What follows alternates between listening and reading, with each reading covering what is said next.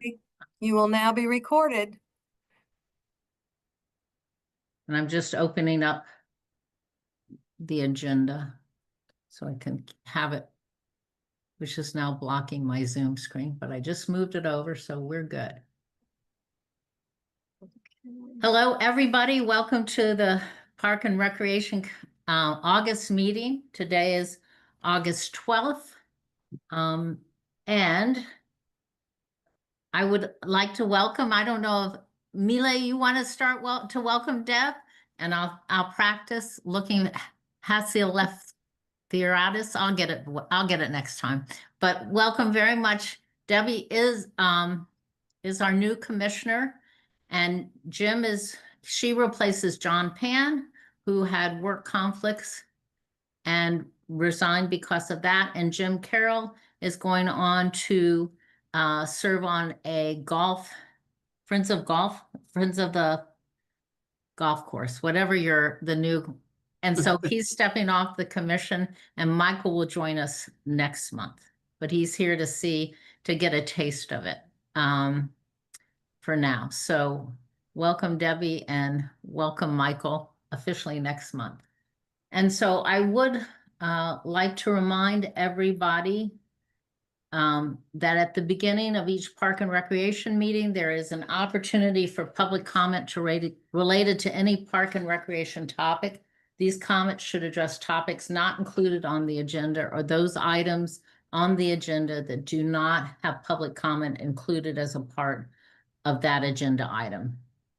If you have something to say, you will have a maximum of 2 minutes to share your comments. If you do not have the opportunity to speak during the allotted time, please submit your comments in writing to the Park and Recreation Commission, and our address is Park and Rec Commission, all one word, Park and Rec Commission at brooklinema.gov. And there's also a Park and Recreation Commission website. So thank you and welcome to everyone. And everyone should have gotten a copy of the July 8th meeting minutes. And if anyone had any edits or comments, they can speak them now. They might have let Lori know already. So does anyone have any edits they want to bring up or changes they'd like to? Okay. And there were none communicated to me, Clara. Okay, great. And I read them. I didn't see anything that I disagreed with or didn't remember. So do we have a motion to accept the meeting minutes for July's meeting? So moved. Thank you, Carol. Do we have a second? Second. Thank you, Jim. Seconded by Jim Carroll. Okay, I will call people's, as I see them on the screen, and because Debbie's not sworn in, she won't be voting this month. So Jane Flanagan. Yay. Teresa. Yes. Jim Carroll. Yay. Carol Caro. Yes. And I also say yes. So the meetings are passed. The meeting minutes are passed. Thank you. And now we have public comment on matters not on the agenda. Do you have anyone wishing to speak on items? Am I seeing everyone, Lori, who's signed up for this meeting on the screen? Or are there people? Yes, this is everyone signed up. Normally they don't appear with video, but something's changed in the thing, but we're all here. This is everyone who is registered. Okay, thank you. All right. All right, so I don't see any hands to discuss things not on the agenda. And then we have a welcome new Park and Recreation Commissioners. We sort of done that out of order. Excuse me. Mile, do you have anything you want to add? No, just to say that welcome Debbie and Michael. And again, Michael officially next month, but we're very excited to have you on board, as part of our commission. And as we said, like this, this is a great group. You'll see that, we have like really great productive discussions. And again, looking forward to working with you both. And so I think you all, the people who were here last month will remember we had a discussion on the Jack Corain skating rink user fee proposal.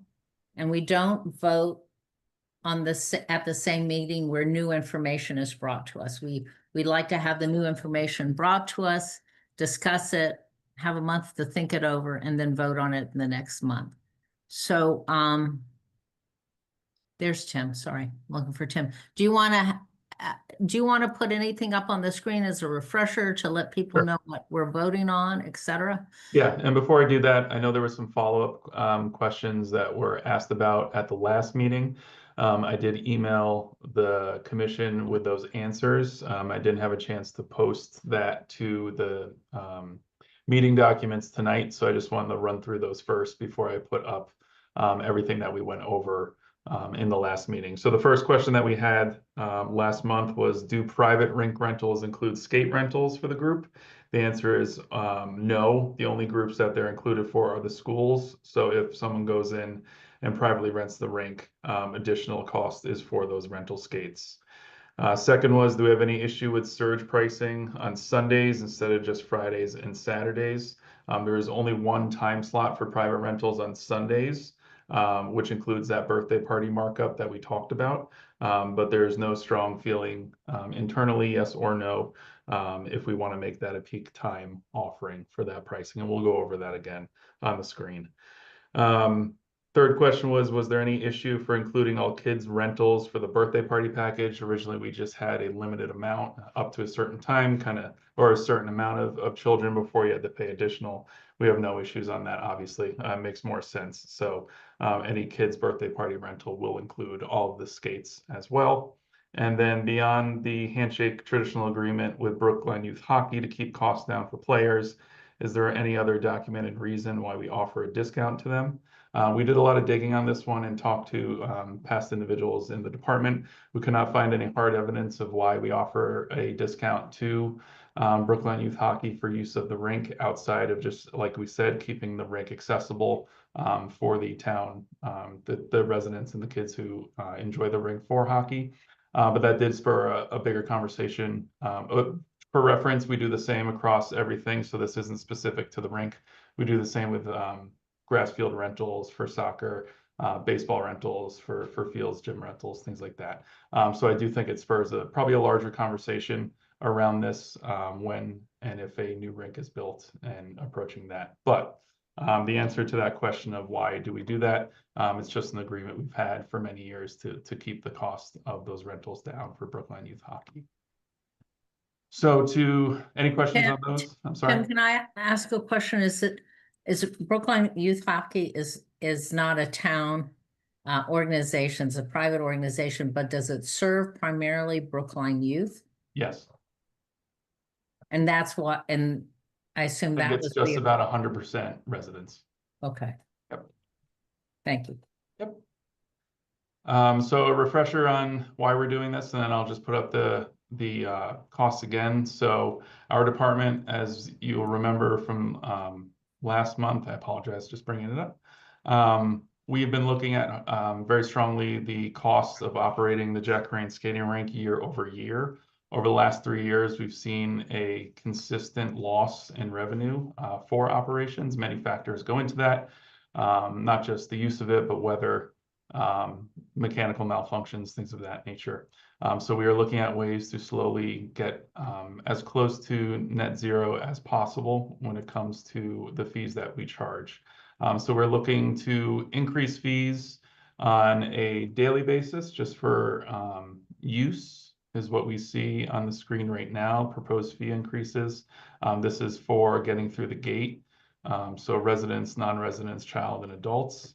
We're also looking to increase the rental amounts, kind of what we just referred to, not only Brookline Youth Hockey, but the private rentals for residents, private rentals for non-residents, and then introducing the surge pricing, the primetime pricing for Friday and Saturday and Sunday rentals, and then also that special birthday party package that we've never done before that we're looking to implement with our staff internally. And then additionally, introducing season passes for punch cards. to spur repeat customers, to give a little discount to our heaviest users, and hopefully again have another revenue stream coming into the rink. So all very modest to minimal increases across the board. But again, this is just an effort as we continue down the line of improvements at the ice rink to try to help minimize loss as much as possible. And if there's any other questions, I guess, that I've spurred that I didn't answer tonight, or just from this, I'm happy to take them or go to a vote. Jim, I just wanted to say thank you for taking my call and clarifying for me that the discount that is offered to Brookline Youth Hockey is also offered to our other private profit entities, if you will. I don't know how else to say that, but it's soccer and baseball and whatnot. And that you do plan to look at that in the future, especially as the ice rink evolves into a new rink. So I appreciate your answering that, because that was my question. If I go in and I rent it privately, I'm paying $300 and, you know, for my group, and then Brookline Youth Hockey is paying a lesser rate. But this really does, I think the fact that you're going to look at it in the future, you know, it is what it is this year, and look at it in the future. I think that's a great plan. And I am very much in support of what you're doing. So thank you for answering my questions on that.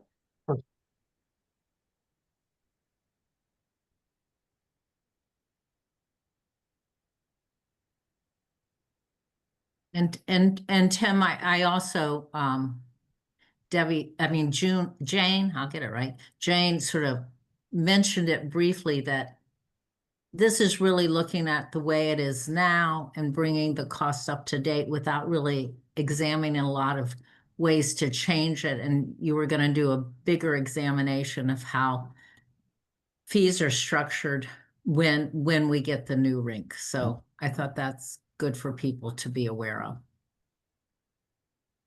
Okay, so do people want the screen left up while we vote, or it's hard? Yes, please, Lauren, you'd like it left up?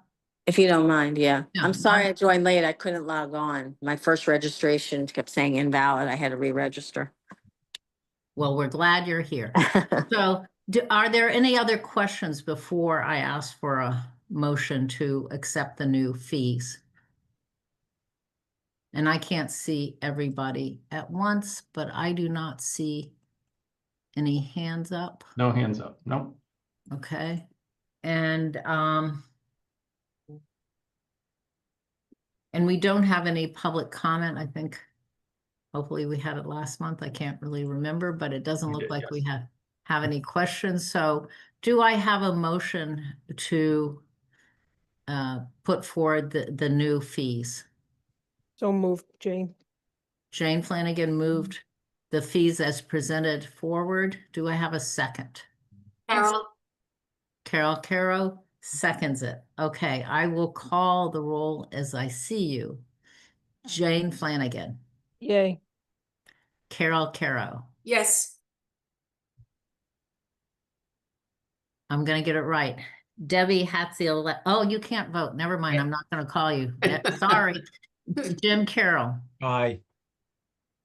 And hi, Roy. Roy doesn't vote. He's our he's our junior member, and we appreciate him, but I just want to explain what he's doing here. Thank you. Teresa. Yes. Okay, and the chair votes yes. So it's unanimous among the voters. Thank you. I didn't vote. And You Lauren. forgot Oh. Lauren. Oh, hold on. I can't find you. She's there, I promise. Oh, I see. Okay. Thank you. You're on like a phone format. Lauren, Yes. thank you. Now it is unanimous. Thank you, Lauren. Okay. Thank you all very much. Appreciate it. Thanks, Tim, for putting that together and presenting it so clearly. The next item on the agenda, we're a little ahead of ourselves, but I think that's okay, is the Recreation Public Schools of Brookline Adult Education merger. I think this is Tim's to present and review. So take it away, Tim. Right, just give me one moment, please.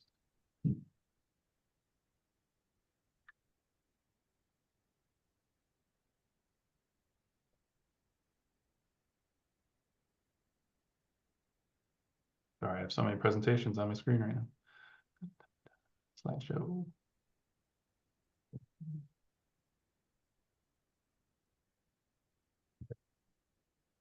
Here's being a little funky, but I think you guys can see from the way I'm gonna have to do it here. Okay, so over the last couple months, we've had conversations kind of briefly, a little in a cagey way about Brookline Adult Ed and Community Education and the Recreation Department merging, more so the Recreation Department taking over Adult Ed. This has been a conversation that has been had for a couple months now. I'm going to kind of go into a recap of it. But we're at the point now where I'm excited to present to you, I guess, a final presentation and a road forward of where we are. So just to recap, so Adult Ed is a program, or was a program, that was traditionally housed in the public schools of Brookline. It's one of the longest standing adult education programs, non-credited programs in the state, dating back to the 1800s. So it was a staple of the school department. As a result, an unfortunate result of the current budget cycle of where we're sitting in, so that FY26 budget cycle, I'm sure we're all aware that the schools were in a very difficult situation and had to cut a significant amount of funds on their budget to make it work. Unfortunately, a casualty of that was the Adult Ed program, and it was voted for that to sunset at the end of August, the month that we're sitting in now, and not to return under the school department. When that happened, obviously Recreation got wind of it, and we kind of extended our hand and we put out just a note expressing our interest in talking about this and offering assistance and seeing what we can do to help continue these programs. For many years, the Recreation Department and Brookline Adult Ed kind of went parallel to each other. We had pretty clear, I think, an invisible fence between us. We knew that certain programs were recreations, and when we got to a certain age and a certain clientele and a certain style of programs, Adult Ed took that over. Adult Ed has been a partner of the Recreation Department for many, many years. From my first time around the sun here, 12 years ago, when I was a programmer, it was the same. It was, working with them on their own programs, their summer programs in conjunction with ours, taking recommendations from them for programs and us giving them to them for their own. So it's always been a very fluid partnership. And this was an opportunity to kind of get on the same sidewalk and merge our programs to get it moving forward. So instead of, like I said, instead of closing the programs, Recreation reached out to the school committee and expressed our interest. And over many weeks, which I think many months, we spent, Aaron Friedman, my assistant director, as well as Jerry Kelly, my business manager, and myself, met with the current staff of Brookline Adult Ed. We met with the school committee on just gathering information, gathering data, looking at their program set, looking at their budgets, looking at their income, making our own judgments on where things are working, where things might have went wrong. And in the end, we offered to merge the programming of Adult Ed under Recreation. And a result of that was a memorandum of understanding memorandum of agreement between the Recreation Department and the school department that has been sent to you in the past. It's a public document. We'll be sure to include it in the meeting packet tonight. But what it does is it allows Recreation to more comfortably take over those programs. So what does that provide? And the main thing that provides, that MOA provides, and this agreement provides, is space. Traditionally, the Recreation Department has not had significant use. While we've had very kind and generous use of the schools, it's really been limited to the gymnasiums and some of the performing art areas. But what this MOA provides is the space necessary to ensure that the Adult Ed programs continue. And really what that means is it grants us access to Unified Arts Building down on the high school campus, which grants us access to the pottery and ceramic studios, the woodworking studios, photography studios, Black Box Theater, the home ec classrooms, storage, everything that we would need to ensure that the base programming can continue as it is. But again, these are areas that traditionally recreation has not had easy access to per se. And then additionally, additional classrooms within the high school, additional classrooms within the elementary school. So increased space really across town, again, ensuring that the programs that are going on can continue. Carol, you got your hand up?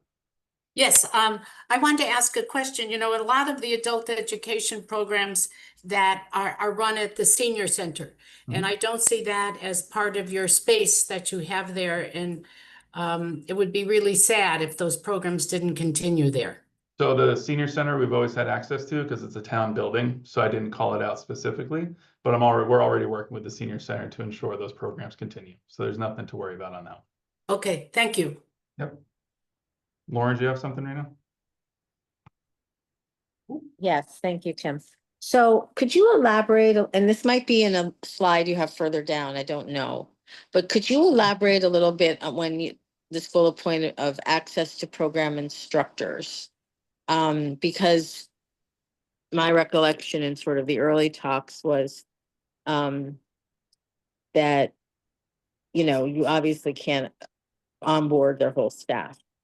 So would these instructors come over as, you know, paid by the hour employees, 1099s, or, I mean, how would that work? Yes. So you're looking to retain the instructors, say the jewelry making instructor, or the ceramics instructor, like what would that look like under recreation's leadership? You give me 2 minutes to get to that bullet point. And I'll I'm let you sorry. know. That's okay. Oh, that's true. You only talked about space. Sorry. That's okay. That's okay. You're excited. I appreciate that. I am. I'm very excited. Okay, so space. So space was huge for us. That was kind of a non-negotiable, and that was granted. So that was huge for us. It allows us to take ownership of these programs and the branding of Brookline Adult Education underneath the Recreation Department's umbrella. Again, something that we've worked in conjunction with, kind of on the sides of each other, but now we're able to welcome that and put our name on it. Retaining the Brookline Adult Ed brand to ensure that the community is aware of these programs, but again, putting the, welcoming it into the family of Brookline Rec. Community databases, we did gain access and we received all the email contacts and community contacts when it came to adult ed to ensure that when we do continue these programs, we have the contacts and we have the access of historical students so they can be informed that these are continuing. So we're not starting from scratch. That was a big worry of ours, that we were going to take these things over but not have access to anybody who has used it in the past. And then as Lauren mentioned, access to program instructors. So the programs are robust, but the majority, if not all of them, are not done by vendors. They're done by staff members. They're done by individuals in town, teachers from other schools around and institutions around. So we've received those names and those contacts. And to Lauren's point, what we'll be doing is working with them, and we'll get into that in a little bit, but working with those instructors to onboard them into the recreation department's staffing model, so they would become an employee of the recreation department. The way that the schools do business versus the town is very different.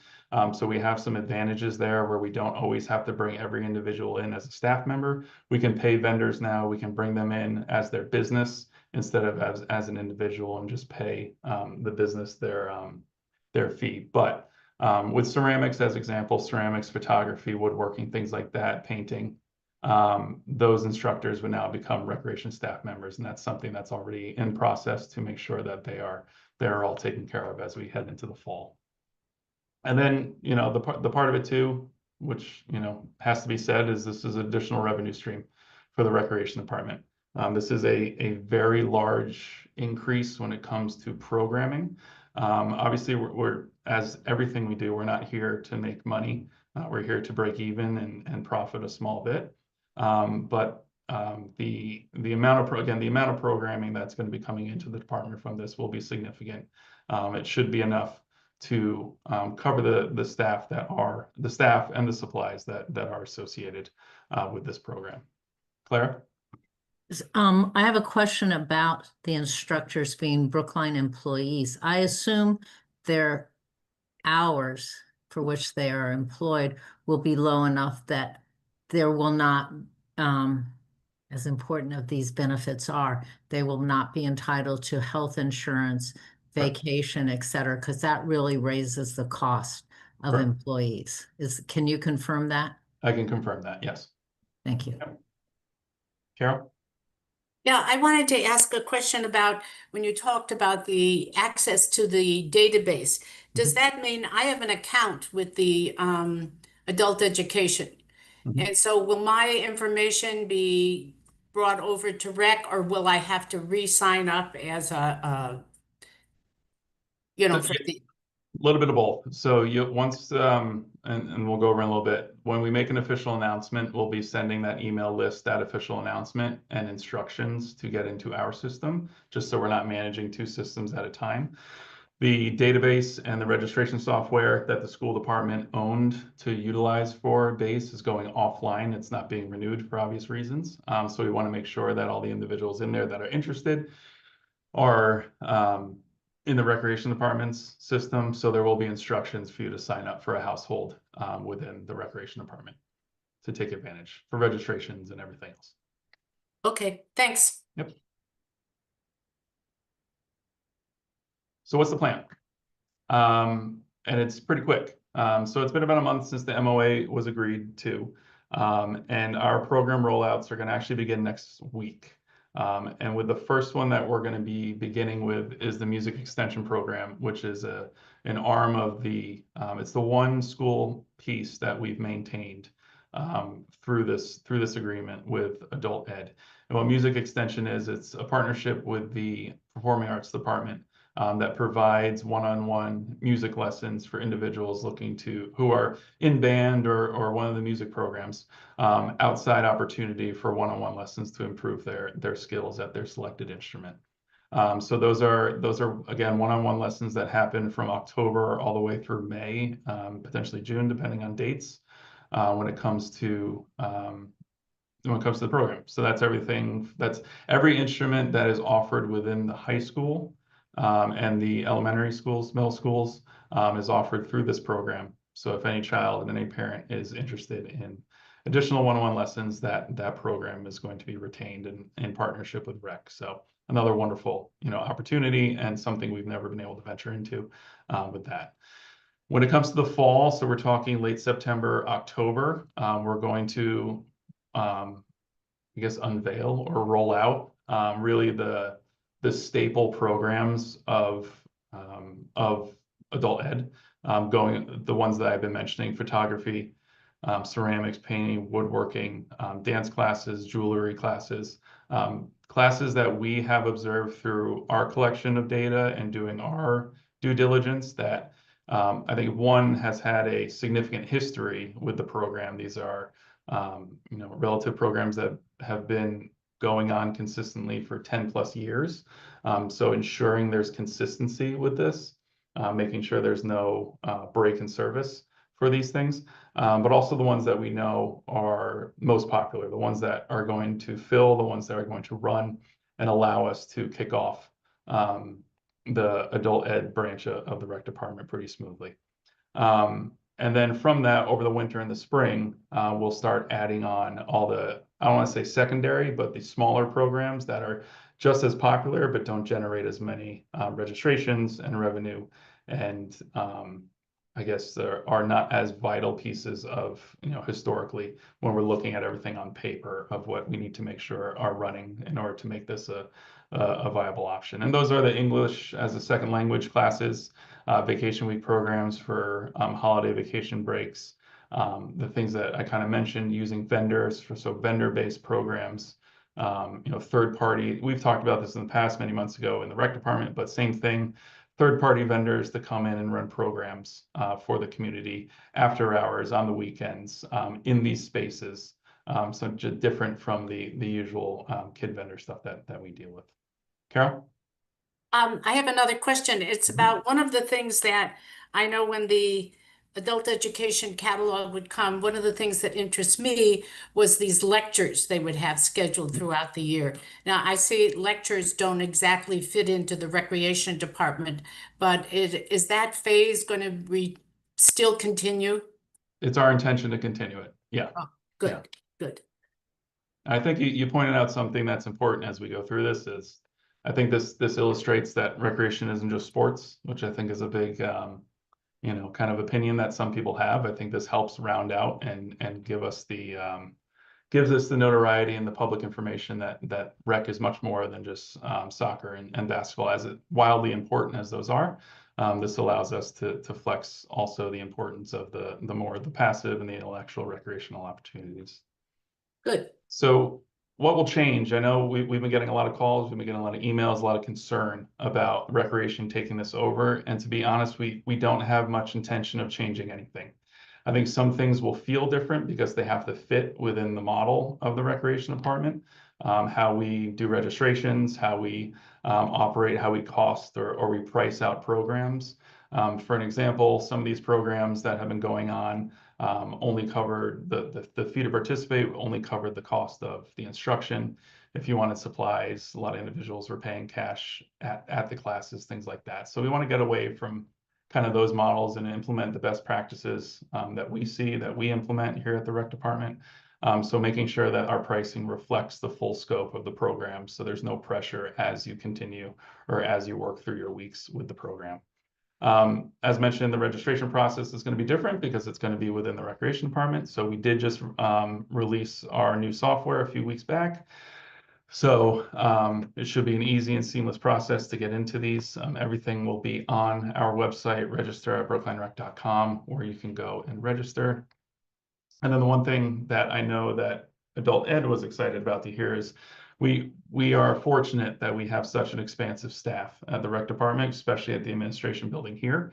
So there'll be expanded resources of customer service. So if you call and you have a question, you know, we're almost guaranteeing you'll be able to get that answer very quick with additional staffing assistance. So not much is going to change outside of really location-wise of accessing these programs and maybe pricing just to reflect more accurately about what's going on.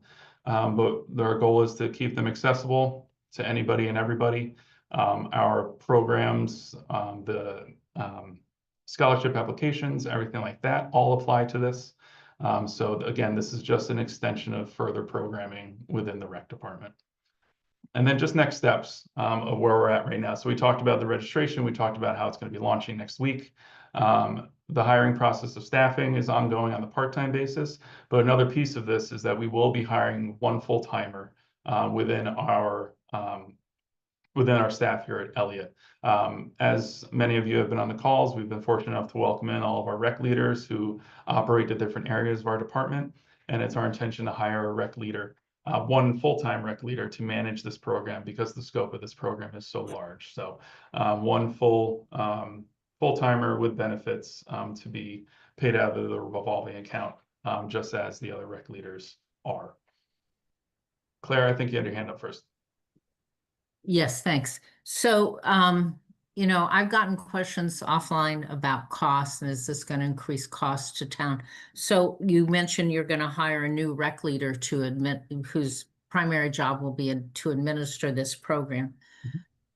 I assume that the fees from the program will cover the cost of that employee. Is that correct? So this will not have a negative impact on, you know, cash, you know, plus and minuses of cash for our town. No, that was part of, I think, the information gathering process with our business manager of looking at the profits that are already being generated out of these programs. So we're confident while we probably won't break even the first year just because we're already in August of this fiscal year. We're hopeful by year 2 that this won't be an issue. So we're comfortable with it and we're confident with it. Okay, and then my second question, I know there are other questions. You say there's going to be an announcement, a rollout. Can't even remember. There used to be booklets that were sent to homes. I don't know if it's all gone digital online now. And how do people learn about these programs and the new administering of them? Yeah, so the full booklets are going to be going away. They went away with Oh. adult ed. I know, but that's a 5-figure cost per booklet because of the scope of our town with the amount of households. We will be doing different types of mailings, postcards, things of that nature with reminders. We're not ruling out mailings in totality. We recognize the impact that they had. But that's part of the reason why they did go away, a year ago or so, is because of the extended cost. So we'll have limited mailings for registration information, and then we'll have digital, obviously, everywhere when things become available. Tim, thank you. I think, something as simple as a postcard, just with the website to go to, is a huge help, just to remind people. So thank you very much for that. And that's the end of my questions. Carol.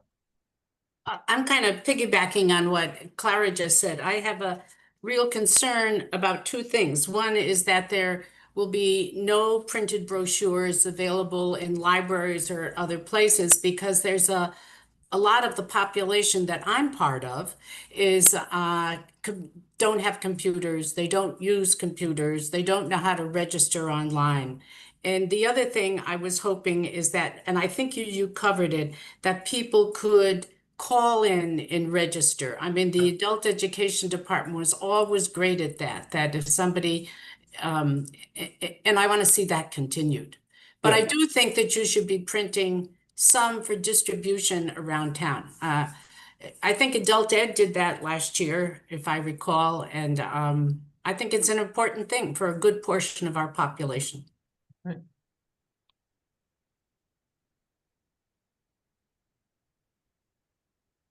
Jane. So Tim, I already had mentioned to you in the MOU, the Park and Rec, it's all under the guise of Park and Rec and the hiring. So I just want to make sure that the MOU is addressed in that way. So my question is much more around process. So my first process question is the MOU and how that gets changed. And just so others know what I'm talking about, it starts, the MOU starts with Park and Recreation, thereafter known as Park and Rec. And then a little bit shortly after that mentions how we'll be doing the hiring. Park and Rec will be doing the hiring. And I, don't think Tim wants us doing any hiring. I'm pretty sure he knows how to do that and we'll be taking that on. But I just think it needs to be clarified. So that's one thing in the process. But my question on that, just to be clear, the MOU, the process of that being updated and vetted by us, that's my first question. If that's part of the process and what will that look like once we do that? So I apologize because I was looking for the exact, so I can read it off. So you're saying if we want to change the wording, what's the process there? Yeah, I think if everybody has input into the MOU, I don't know if that's what you're looking for, but it just seems to me more eyes on it might pick up something that is quirky like that particular thing. And then what would be the process for us giving you that feedback and then having that updated appropriately? So that was one question. And I do have a second question related to process overall townwide, because this seems like it's been something, I can say it now, but it's the school committee and recreation, excuse me. And, at the same time, we have the town expenditures and revenue committee going on. This didn't seem to come from the select board. Many of our directives as a recreation and park and recreation commission do come from the select board. So my question is, what is their involvement? What will be their involvement? And what is the process of that? Even if it's town revenues and expenditures, as the committee would look at it, would it be the advisory committee? Like, who would end up ultimately looking at this? So that's my process. I'm all about process because, quite frankly, I think this is a fantastic idea. And I love that it's an expansion of what recreation means. And I know I'm confident that you'll do a great job with it. But I just those are my questions around process. And especially in some of the meetings, I've been trying to catch up on the expenditures and revenue meetings. And a lot of it is what are the nice to haves versus what are the must haves in our community right now. And, I don't know where this falls. Erin Shute was on the call. This didn't come up as one of her must haves. But that doesn't mean she doesn't think it is one of her must haves. So I just, it was much more about roadways, quite frankly, from her perspective, which I get. So I guess my question is, what is the process from a town-wide perspective? Can I just add one thing, Jane? The recreation department does not fall under DPW. Oh, that's right, too. It doesn't. So the recreation department is separate. So you're right. Parents' Well, wants won't be focused on They're gonna be recreation, focused they'll on be that. focused on parks and open space. And I love that you're concerned with process. So shouldn't the MOU be between the recreation department versus Parks and Recreation Commission? Because That's that's my question. really not part of our charge. I brought this up to the school committee when that was in a draft form. I had a long talk with someone on the school committee and I said, you can't have an MOU between a commission and a department. It's either commission to board or department to department. And she assured me this had been corrected, but I can see that it wasn't. That's exactly what I'm trying to get at. And I'm probably not saying it as clearly as I could, but thank you for reminding me that recreation doesn't fall under DPW. So But- I always get that mixed up in my head. So thank you. So Tim, could this be between the MOU between the school department and the recreation department? I believe so, yeah. So right now it's stating its MOA is between Brookline Parks and Recreation Commission and Brookline Recreation Department and the Brookline School Committee of Public Schools of Brookline. I think it should only be between the two. We don't want to be, we love advising you, but we want you to have all legal responsibilities Of course, of course. In financial. Yep. and financial. Well, yeah, financial often leads to legal. What can I Yes, say? yeah, it's a big cycle. So Jane, to go back to your first point about hiring, and I am going through as you were talking, and it does, so you're right in the beginning of saying that Brookline Park and Rec Commission and Rec Department, they're on hereafter, yada, yada, yada. When it comes to hiring, it does say specific that the Recreation Department or their designee would handle the hiring, Okay. set program fees, manage program budgets, hire and terminate full-time and part-time staff, and determine priorities. Okay. So it seems like that's pretty focused on the rec department itself. It doesn't necessarily say that the commission will be in charge of that. And then same with the music extension program, as was called out separately. It's all about the recreation department being the collaborator on it, not the commission. So it seems like the holdup here would just be that the general agreement. So if I'm understanding correctly, Clara and Jane, so that we all believe and we're in agreement that this MOA should be between the recreation department and the school committee, not so much the commission and the school. Not the committee, the department, school department. School department, okay. Yeah, I agree with that. Yep. Okay, great. And then I guess the other half of that question, not to be a nudge bear, but the other part of it is, how does this fit into the committee that just was formed this past May around revenues and expenditures, the select board, that input? And do they need that input? I don't know the answer to that. I'm asking the question. Yeah, no, what so do you see? I don't necessarily think that committee needs input on this. When I was in front of that committee giving my spiel about the rec department and our needs, it did come up about agreements with the school and with the rec department and facility sharing agreements and resource sharing agreements. So the other piece of this, which I was going to mention, thank you for poking at it, is that this MOA is part of a bigger MOU with the town and the schools that of formalizing an agreement of facility sharing. So currently the MOUs that are in place are from, I think, the early 90s. That lay out really field usage and gym usage. And as times have changed, the needs have grown. And while we operate very fluidly and very friendly with the school department, nothing's formalized. So the other piece of it, what's being worked on right now, which is currently in the school department's court, is a overall MOU that lays everything out of field usage and fees, gym usage, classroom usage, summer usage, custodial services, transportation services, kind of the A through Z when it comes to these shared resources that the recreation department and the town take partners with the school department on. So this is but a small piece and something we wanted to get done first because of the programmatic implications of it, to allow us to get things moving. But this is a small piece of the pie when it comes to the larger MOU. When we get to that MOU, the commission will be involved on that for review. The select board is involved in that and review, and the school committee is involved in that for review. So all three of the governing bodies, when it comes to this agreement of what's within the agreement, will have a seat at the table, will have a chance to review, make note, make changes, make review within that. So there'll be a much more I won't say inclusive, but there'll be a much more robust process around the more general MOU for the town. Okay, thank you. Debbie, I think you were next. Yeah, thank you. You mentioned something about scholarship program, and so there is a scholarship program for people that may not be able to afford the classes.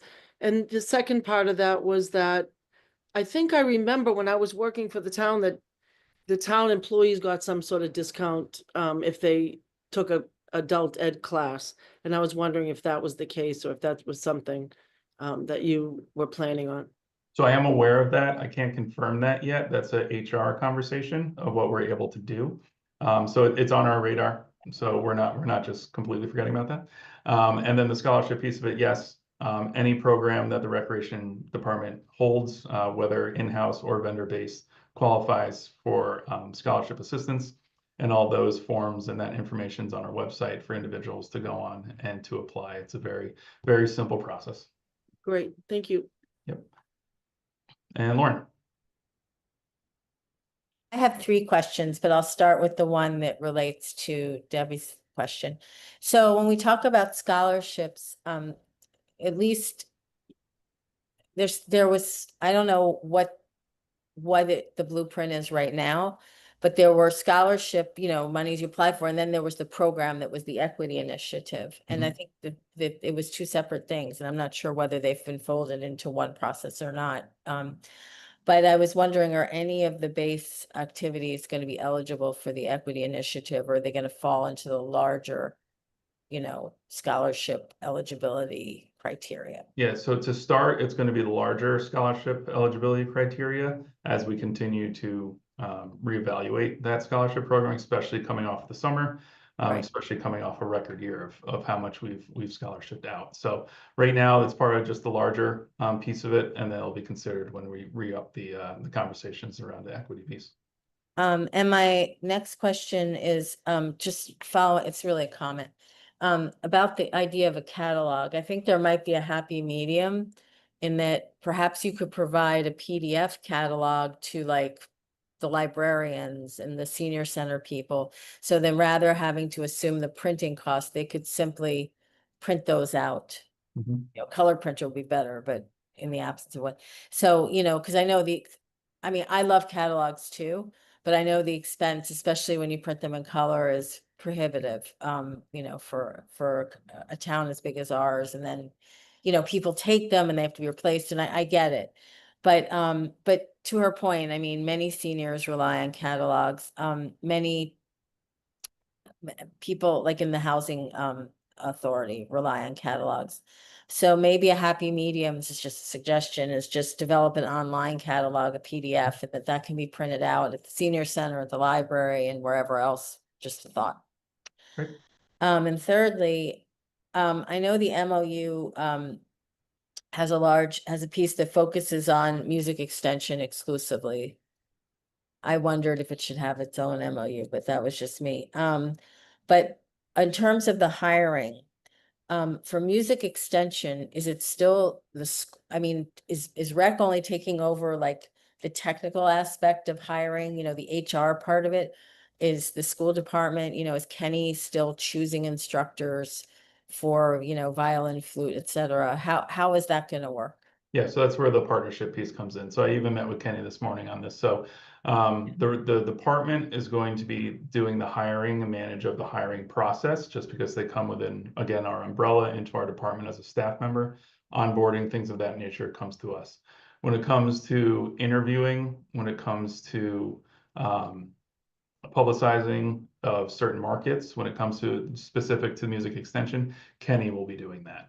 So right now he's in receipt of that job description. He's posting it through his channels, as well as it being posted on the town side. So that's one of those happy mediums that we have, where Kenny's going to be able to flex his expertise and look from the curriculum standpoint of his teachers, where we can then implement our process and welcome them in on the town side. So That sounds like a good fit. Okay, thanks. So overall, in conclusion, We're very excited. I think it's going to be, we're all very excited. So, like I said, we're going to kick it off next week with some registration.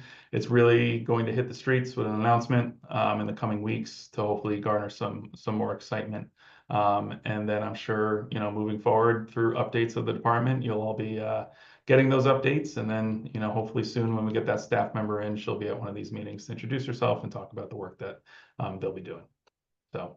Just informally, I would like to publicly congratulate Tim and his team on doing this. It's something I've been watching carefully for a long time, just because of what I do for a living. I was asked by BASE if I could assume some of their activities, and we don't have the ability to, mainly the HR part. And I just want to say, this is a great example. I hope our town really looks at what happened here, that we had this wonderful program that could not be sustained through one department, and that instead of it going away, another department saw not only to save it, but which is very noble, but also it saw it as an opportunity and made it something positive for so many people. I mean, music extension students are thrilled that they're going to go back to violin lessons.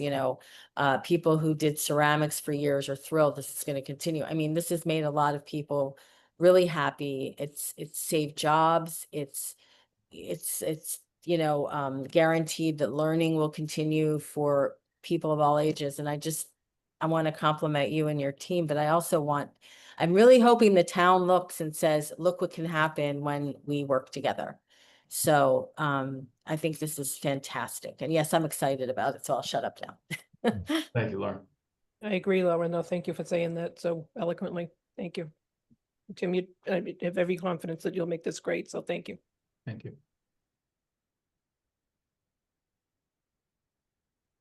You're muted, Clara. I think you're talking. Still talking.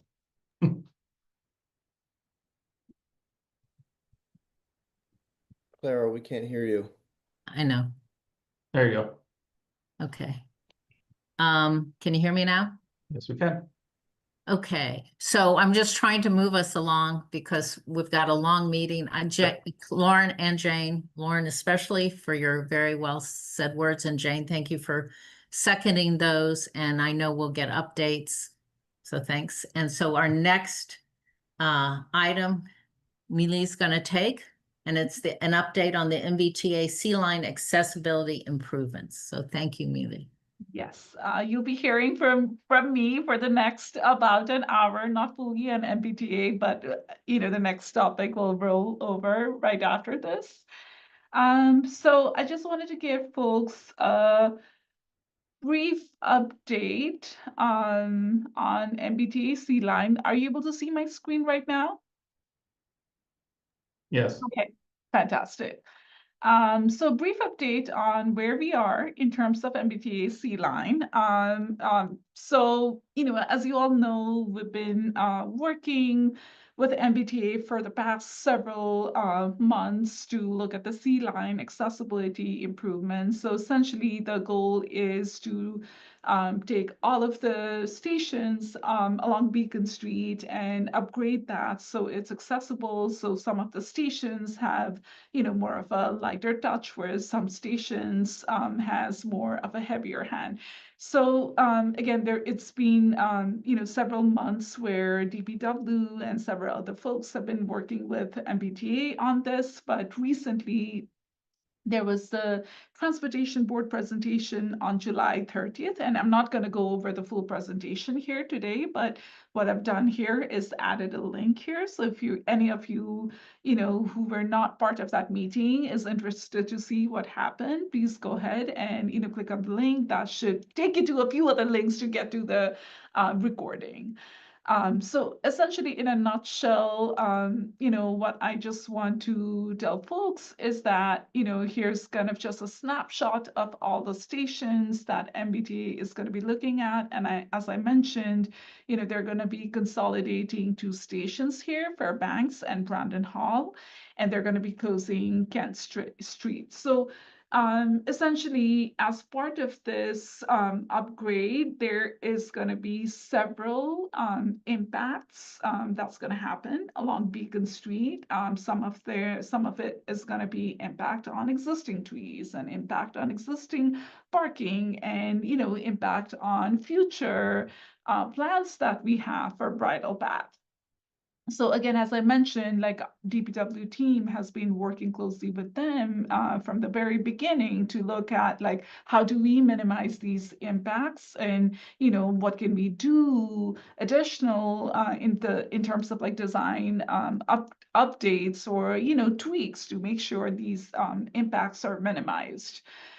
So essentially, they have a very aggressive schedule right now. They want to start construction this fall with Tappan Street and Englewood being the first station to be built. But again, some of you who might have been in that transportation board meeting might have witnessed that they still have a long way to go. They're not quite there yet because again, there's a lot of things to figure out right now, and specifically, there's a lot of interest right now with the impacts that these upgrades are going to be creating to the existing trees. And, we're a community that loves trees, right? So we want to ensure that there's least amount of impact. So, which, to their credit, they're trying, but they still have a long way to go.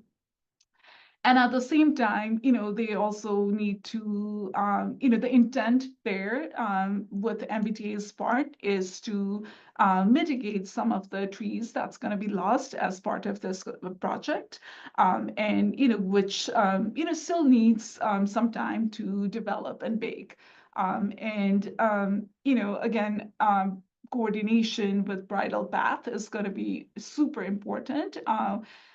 The coordination is a little bit challenging, primarily because MBTA is in this fast track schedule that they want to start construction in fall, whereas Bridle Path is, now just starting the design review process and the preliminary, conceptual design process. So yet, we all feel that with, enough coordination and communication, like we should be able to make this work. So again, like what we heard in the T-board meeting is that, the MBTA still has a lot to do at this point. While the accessibility upgrades that are being done is really going to bring all these positive impacts to the town, and we really are going to be great partners, the town and MBTA, in terms of ensuring that whatever they do, like the final design and construction, really needs to fit within the context of Brookline.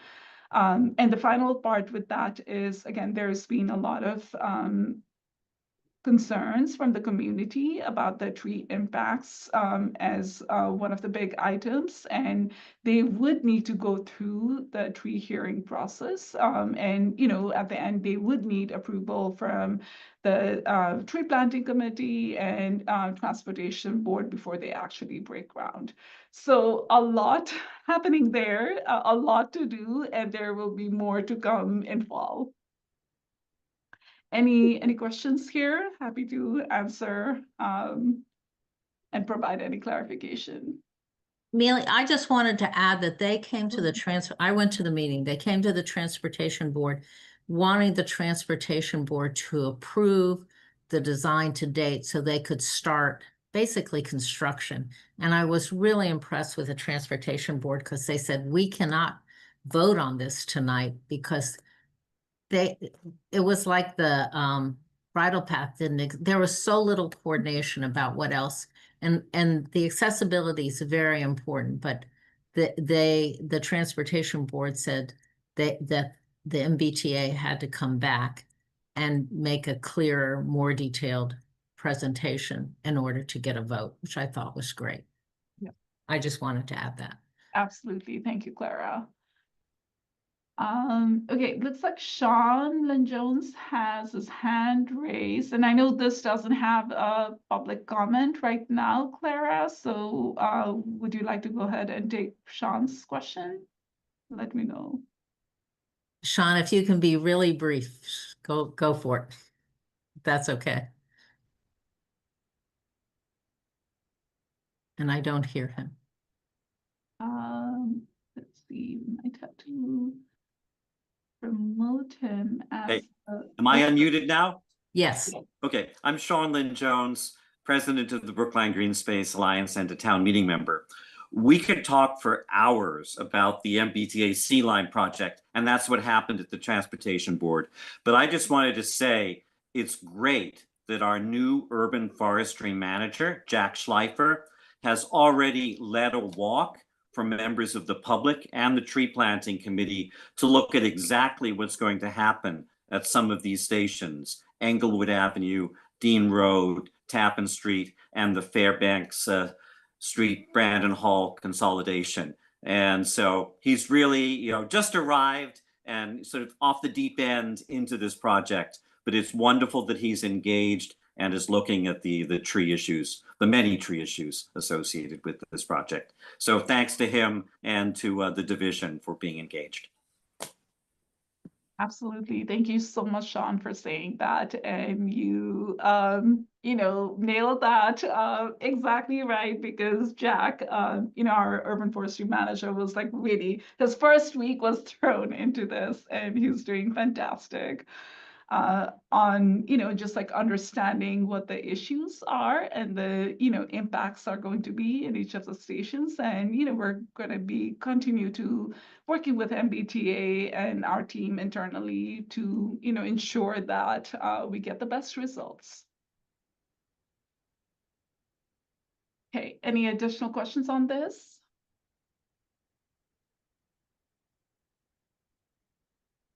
so you ready to move on, Mealy? Yeah. Thanks. The main part of the meeting today. Let's see, give me just 1 second. The capital improvement, right? Yes, so we're going to be talking about the capital improvement plan projects for parks and then for recreation. Give me 1 second. I'm going to share my screen.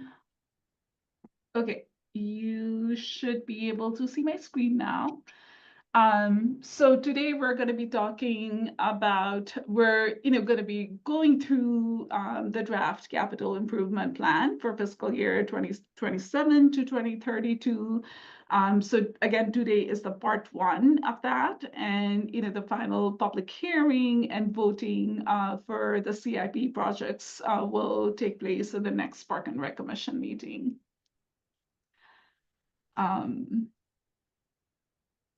Okay, so today's agenda, it's fairly long on my end. So Tim, you're gonna have to be waiting for a while. I'm sorry about that. So, it's quite a lot of grounds to cover. We're gonna talk about, what is the criteria for capital projects and, what is a capital project essentially, right? And, a little bit of an overview on the capital planning process and review of what are the existing CIP projects that's ongoing and also, upcoming. And we're going to pause a little bit there for questions and discussion. Then we're going to roll into the presentation on the proposed park and school ground CIP projects for FY27. And then we're going to end on some questions and discussions again.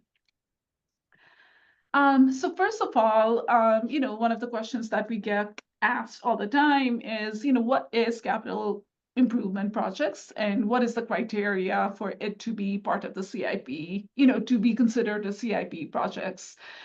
So first of all, any construction, reconstruction, renovation, or replacement of a public building and facility is considered a capital improvement project. And, for parks and open space specifically, while we do have some buildings, comfort stations and visitor services center at Lars, it's primarily our parks and, playground and fields that constitutes as our, CIP projects.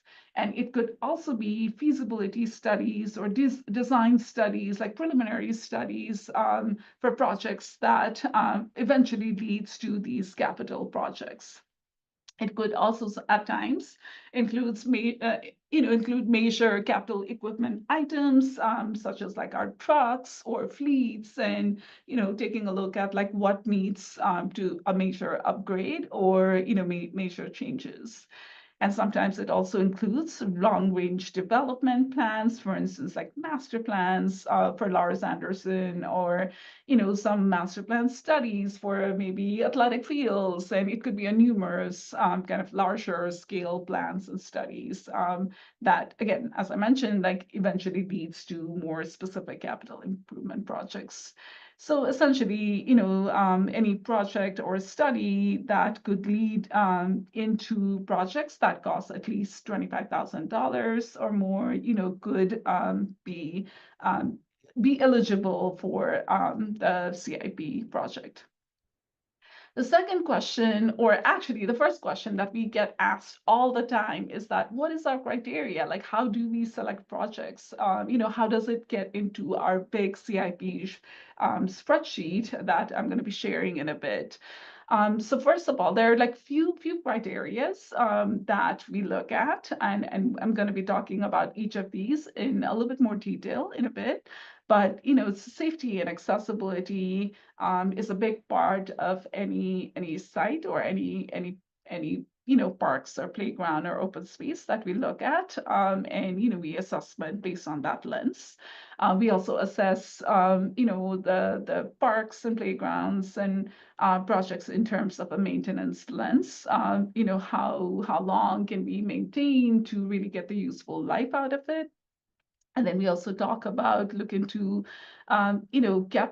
essentially developing a capital improvement plan, and seeing where everything fits in part of a more holistic picture, and then getting into cost estimates to determine like what is the dollar amount that makes sense and feasible to put in the big spreadsheet.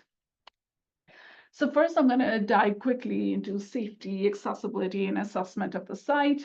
We typically hire either third-party certified playground safety inspectors for assessment of each of our play equipments and playgrounds around town, which is a very important aspect of it because, again, like hundreds of kids and students in schools and and also in our park spaces uses our play equipments every day, and making sure that like it's safe is very important.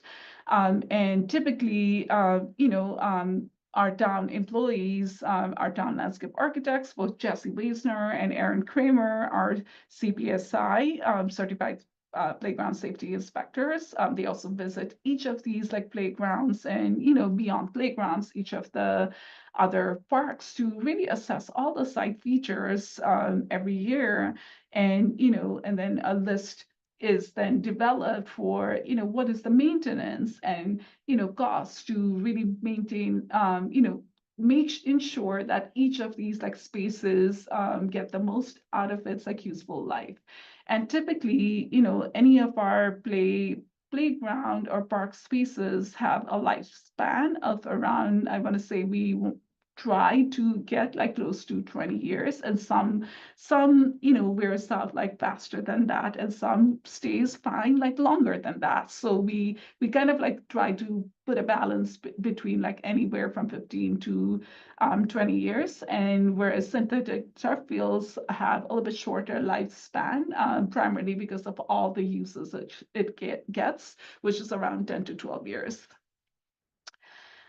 So then, as I mentioned briefly just now, maintenance is a big part of that. Like we have a lot of ongoing rigorous maintenance, and for both our like town and school grounds, and, you know, parks and open space for, for those who might not know, all the school grounds and other town properties are also maintained by Park and Open Space Division. And, we really try to keep up with the regular maintenance and really trying to get that full life expectancy for all our spaces. Like I said, like, we're really striving to get that like 20 years, close to 20 years with the regular maintenance. And then we also have, annual capital accounts for park and school grounds, which again, I'll share in a bit when we look at the big spreadsheet that contributes towards the maintenance of all our assets. And, as a direct result of this investment, we are able to replace like some smaller parts of a play equipment, or, do a smaller kind of drainage or erosion project to address like something very specific to really, again, as I mentioned, the goal is to extend that lifespan. So again, once we gonna go through that, the next step is really to evaluating like where the current condition of all the site assets are. As I mentioned, like our landscape architects are heavily involved in doing that. And we also look at like, where is the, what was the last time, a space or, playground or park was renovated. And, and we also work to project, okay, how long can we maintain its life, and, essentially look at the longevity of each of the site features.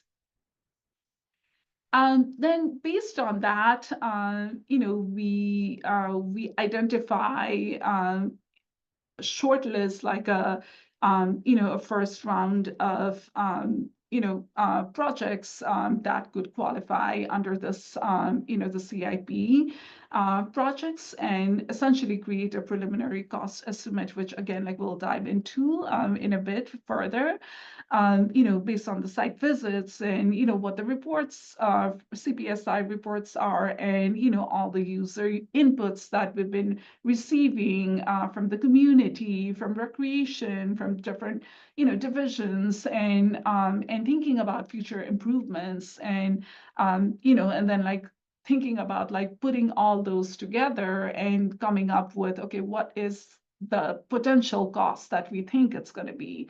And typically when we develop a cost estimate, as you see in our CIP, like a project that was in CIP for the last 3 years, every year the price would be changing. And you might be thinking, why is this changing? It's because every year we adjust these cost estimates to make it as realistic as possible. So it's the current bidding prices that we're seeing in our projects are reflected on those.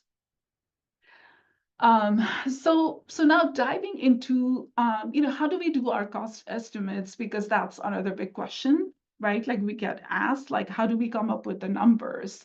And again, like we have enough construction projects, implementation projects we have within our division to be able to see really like how, when a project gets bid, like how is this organized? Like how are the contractors bidding on that?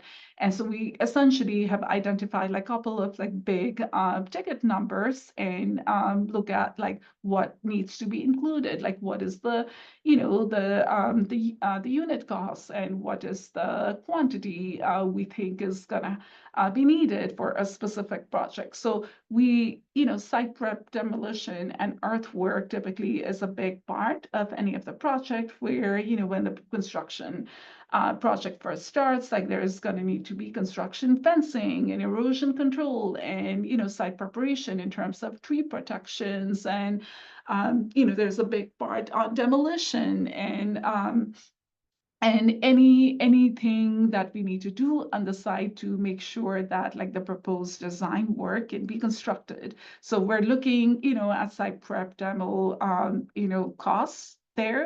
And then we also think about like what are some of the proposed features that we think is going to be needed at this specific park, right? Like, and a lot of that is based on what's already there. And again, something like that we might have heard. And ultimately, again, like something we have to remember is that all these proposed features are essentially our best guess estimate. The final features, like what is going to be in the park, is really determined by the design review committee that is held for each of the CIP project. So for proposed design, we look at like, is there going to be proposed walls or fencing or railings? Is there going to be site furniture, which is yes, in most of the cases, yes, but do we think there's going to be some more specific specialized furnishing, like maybe a pavilion or a trellis or something along the same lines, and also thinking about the paving and surfacing, which is a big part, pathways through the park, and any other elements such as curbing and edging to hold the grades up. And then few other items that are critical part of these like estimates is site utilities. The infrastructure that stays below ground is often invisible, but is a huge part to ensure that like everything within the site is moving seamlessly. So looking at like what is the water requirement of storm and drainage requirements, is there going to be a splash pad? Because oftentimes if a park is with a splash pad is being renovated, like most likely that park is going to have a splash pad back. So thinking about what is needed to do that. And similarly, if there's a play equipment or safety surfacing or field, then most likely that park will be replaced with that. So thinking about the current costs of that and including it.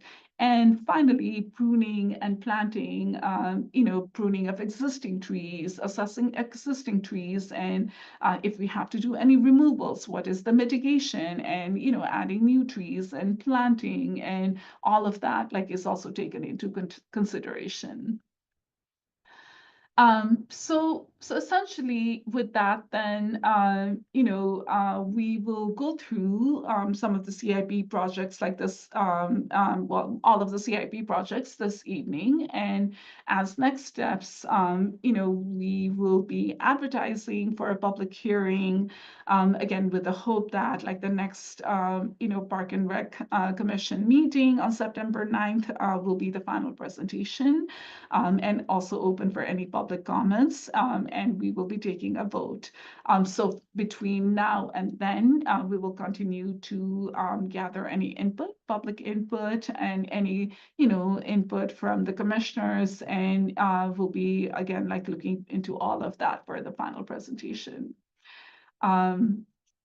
So once we have the vote in the commission, then, again, it will go through review internally within the town, and the final recommendation, will be, again, like we're working very closely with Melissa Goff, who is our deputy town administrator for finance, and we'll be working with her closely and determining like what is the final list of projects that's going to be going to the town meeting for a final vote later in May of 2026.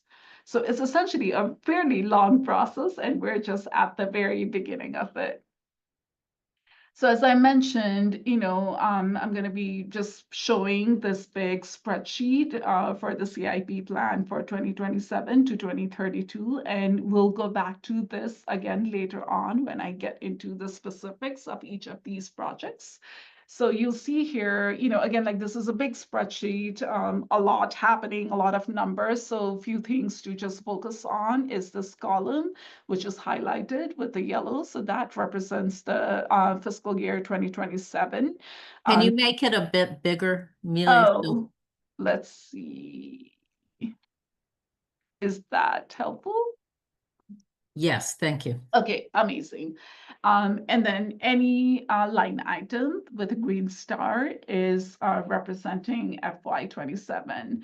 So you'll see here that we have several of our, ongoing projects that we have like Big Belly, Comfort Station updates, parks and playground rehab, school rehabs, and then some are more specifically, capital improvement projects like we have like this year's Sewell playground and athletic field, as one of the park improvements projects. So when we're looking at this like big spreadsheet, I just want to offer a little bit context that like we are also looking at several factors, like for instance, what are our current projects in the pipeline? What projects are in design phase, what's in construction phase, what are the CPA projects that we have to implement, right? And then what is the staff capacity? So based on all that and, based on like where the priority in terms of like, again, the usable life of each of these like, parks or playground spaces lies, like we place that within the CIP.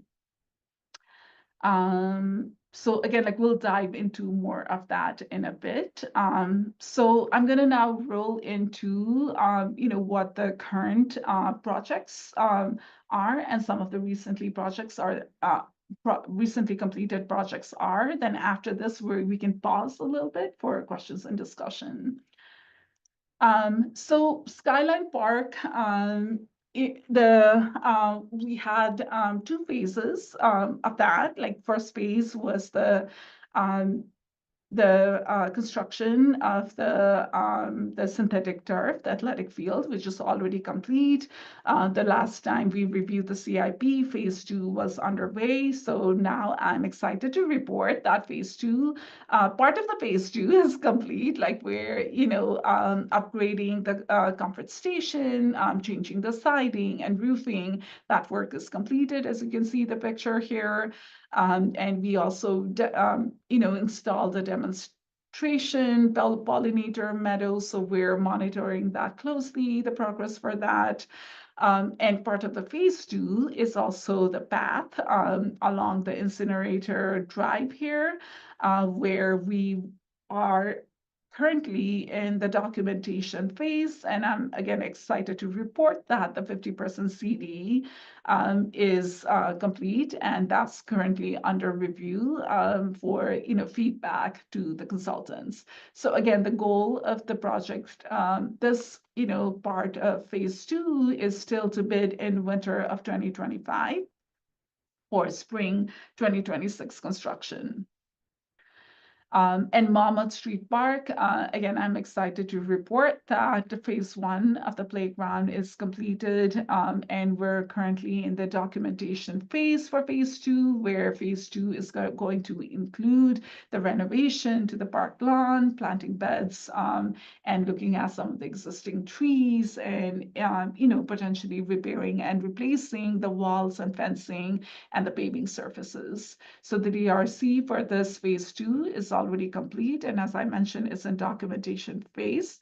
We're still on target for this to be bid in winter of 2025 with spring 2026 construction. So here you can see, like on the left here, what was the existing playground versus some of the during construction pictures versus the completed playground. Again, very excited for this phase 1 playground to be completed. And finally, a few pictures here of phase 2, where we're going to be doing some of the upgrades as part of it. And Amory Playground, which was again in CIP a few years back, is now currently under construction. So the last renovation for Amory Playground was in 2029, which did not include either the comfort station or pathways or hall spawns. So all of that will be, being accounted as part of this project. And the tennis court is also a huge part of this renovation. you know, parking lot for the playground is going to be also part of the improvements. So construction started mid-July, and there's a lot of progress happening there. The tennis court, you know, is already demoed, and we're on schedule for Cape and Island, who does the tennis court, the clay tennis court, is already on schedule to come in fall. So we're again like fingers crossed that everything goes on schedule, and you know, like we move right along. And as I mentioned, Halls Pond Sanctuary is going to be a big part of this project. So currently, you know, there's mobilization or demolition only in the tennis court, but at some point, like in this fall, you all will see that Halls Pond will also be closed off. So for Halls Pond, like the new upgrades is going to include, you know, changing the boardwalk material, adding railings, and you know, so again, like excited for this work to happen. And then similar, our next ongoing project is Schick Park. Again, it's, you know, a smaller neighborhood park with a playground and field as part of it. And you know, we're going to be updating the playground. You know, it'll be a new play equipment for all ages, a new resilient safety surfacing, new basketball court. And in addition to that, there is a major infrastructure work that's going to take place. And, you know, Schick Park specifically was designed by our town in-house town landscape architects with outside engineers doing the drainage and structural consulting work. So again, similar to Amory, construction began in July 2025. And, you know, all demolition is complete right now. And, you know, site preparation work in terms of tree protection and, you know, silt fencing and construction fencing, all of that is complete. And, you know, so starting next week, there will be, you know, a lot of surveyors on the site doing the site layout for all the hardscape and the wall, the vertical elements in the project. And I think this might be my last one, Lars Anderson Park. There's a lot happening in Lars Anderson Park. As you all know, there were multiple projects, you know, as part of the CIP in different fiscal years. And all of that, like there was essentially projects based on the, you know, the master plan projects that was identified a while back. That was, you know, the master plan process was led by KMDG, and, you know, the different recommendations were essentially, you know, work was split over a number of years. And, you know, Lars is also one of these like projects where, you know, we have the CIP projects, but we also have CBA projects. And we're also, in addition to that, like hoping to get some mass historic grant, you know, to really help match that CIP dollars to really continue to do the work, as there's a lot of works, as you all know, needs to happen there. And all of this work, you know, essentially we are doing and will be also doing in future in close coordination with Preservation Division. And I'll just like fly through some of these, you know, these projects that I'm going to show here is part of the FY25. We still have to get started on these, but again, we hope to, as we complete some of our construction projects this summer and this fall or early next spring, like we hope that like some of the major CIP projects at Lars can get started. So some of that like includes the wall and gates repair along the entries of the Goddard Avenue, walls and pergola at the, you know, Italianate garden, which is, you know, really in a bad shape and it needs to be reviewed like very closely. Same way, like the pathways next to the woodlands going towards the lagoon needs a lot of work. And while we won't be able to make it fully accessible, we will be using the federal trail guidelines to upgrade these pathways. And then, you know, we also are going to be looking into restoration at the alley with some of the, you know, walls and stairs, and thinking about the next generation of trees and some successional planting there. And yeah, and like that's where Lars. Um, so Griggs Park, again, this is one of our ongoing design projects, the DRC process that kicked off in spring 2025. And we have our next, you know, DRC meeting coming up in September. Essentially, it's looking at really preserving the existing wetland and thinking about adding, you know, new play equipment for all ages and adding resilient play safety surfacing, ensuring that all the entries and pathways within the site is ADA accessible, and thinking about the drainage improvements and also the new generation of planting. So just like looking at some of the existing images here, you know, the playground is, the play equipment is like really old and rusted and is really in need of a repair. Looking at, again, on the picture on the right, restoring the existing, you know, looking at the existing wetland, you know, doing invasive removals, and really thinking about some of the, you know, complementary restorative work there. And looking at, again, as I mentioned, the entries and making sure the pathways are accessible, looking at like what are some of the recreation activities, like is, you know, would the community want a basketball court or something else? And that's it. I know that was a lot. You know, so we can pause here and take any questions you might have on existing projects, or, you know, the CIP process or criteria and so forth. So I'll stop sharing for now, and then I can go back and share for the next part.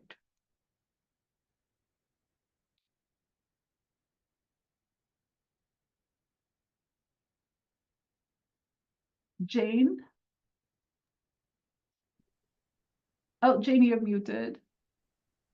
On the spreadsheet that you showed, you have, and I'm not going to get it right, but if you could show that spreadsheet, it's park and playgrounds, and it's just kind of this, it's not clear to me what that means, because you've listed out all the other park and playgrounds, that the work is very specific as to what you're doing. But I'm not sure what that one line means, park and playgrounds. So if you wouldn't mind going back to the spreadsheet, I could just point out what line it is, and then we can take it down again, but. Yeah, absolutely. So as I mentioned, you know, we have several, you know, ongoing CIP items, and parks and playground rehab and upgrade is one of them, where, you know, again, as I mentioned, once we build a project, like we really aim to get like minimum 20 years, out of that, you know, out of that like project. And, you know, we're able to do that because of regular and rigorous maintenance work. And a lot of times, like the first 5 years, you know, things are fine, but like as, you know, things get used, and, you know, there might be some issues that might come with the play equipment, for instance, right? Like they're a part of the slide, we might need to, you know, change, like not change, but replace, because, you know, something is failing, or there might be a drainage issue in a project, and we might have to do some remediation work. So essentially, you know, this CIP item is going to the regular maintenance and, you know, smaller upgrades to really ensure that, you know, we don't have to go back to a full renovation of that project for, you know, 15, 20 years. So basically, when it's parks and playground rehab, and also, I think the other one, town school grounds, it's just what comes up because of regular. Exactly. Okay, that is just wanted to. Exactly. What comes up in terms of maintenance. Yeah, all right, thank you for sharing that. And if no one has questions about the spreadsheet, you can take that down, but I'll just speak, but thank you. That was all my question. Okay, great. Teresa? Yes, thank you. First of all, thank you for that overview at the beginning. I found it incredibly helpful. Having come through this process a few times now, I think it was very helpful to hear more about what's happening behind the scenes as you develop this. I'm curious on the Griggs Park piece. I know it's come up in the past 2 conversations we've had for that subcommittee, just a lot of neighbors and people in the community wanting for us to find cost effective and efficient ways of either reusing materials or just not doing a lot of construction on that park.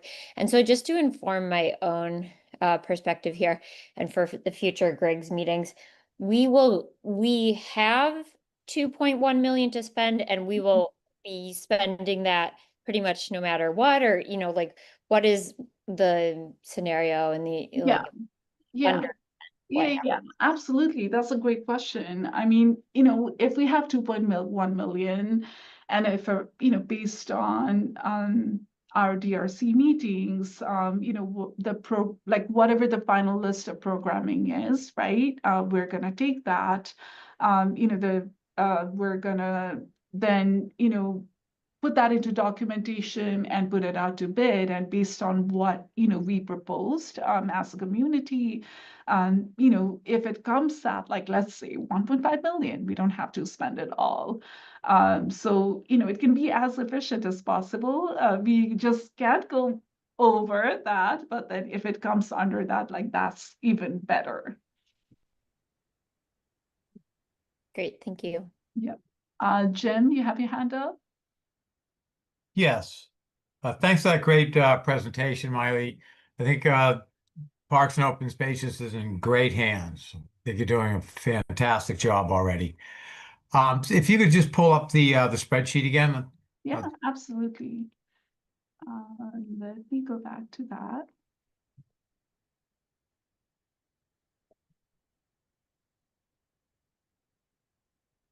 Sorry, I'm going to share my screen. Okay. Great. Yeah, so I was just looking at the next 5 years for capital improvements, and I mean the amounts that are being posted there are pretty significant. I didn't know if there's more money coming up in the budget, if there's anything going on in the town to make you Yeah. confident in that. Yeah, no, Jim, again, like right now, this is, again, just a guideline in Sure. terms of, where things are. Because, as we look at things every year, our placement of a project in the spreadsheet is going to change. For instance, like you can see here, what I've noted here, Harry Downs Track and Field. Initially last year, when this was shared with you, it was in FY31, but this year, when our team assessed the track and field, again, it's moved up in CIP to FY29 because it's just in a terrible condition, and we know for sure that it's not going to last until then. So we reassess all of these every year, and even if, I know like some of this is like for FY29 is showing 12 million, not necessarily that's where it's going to land at 2029. So it all gets moved around. Sure. I mean, historically, that's what happened. Everything Exactly. kicked down the road. So Exactly. Yeah. Okay. Thank you. Any other questions? Okay, if not, like this is exactly where I want to be. We're gonna move right into the proposed capital improvement projects, and we're gonna, again, like dive into the spreadsheet a little bit further. So again, like as we started to look at briefly previously, we have our ongoing CIP elements that again, we'll dive into each of these separately. So, the Big Belly compacting waste stations, comfort station updates, as we talked about parks and playground rehab and upgrade, and and town and school ground rehab, and also tree removal and replacement, and some of the urban forestry management work.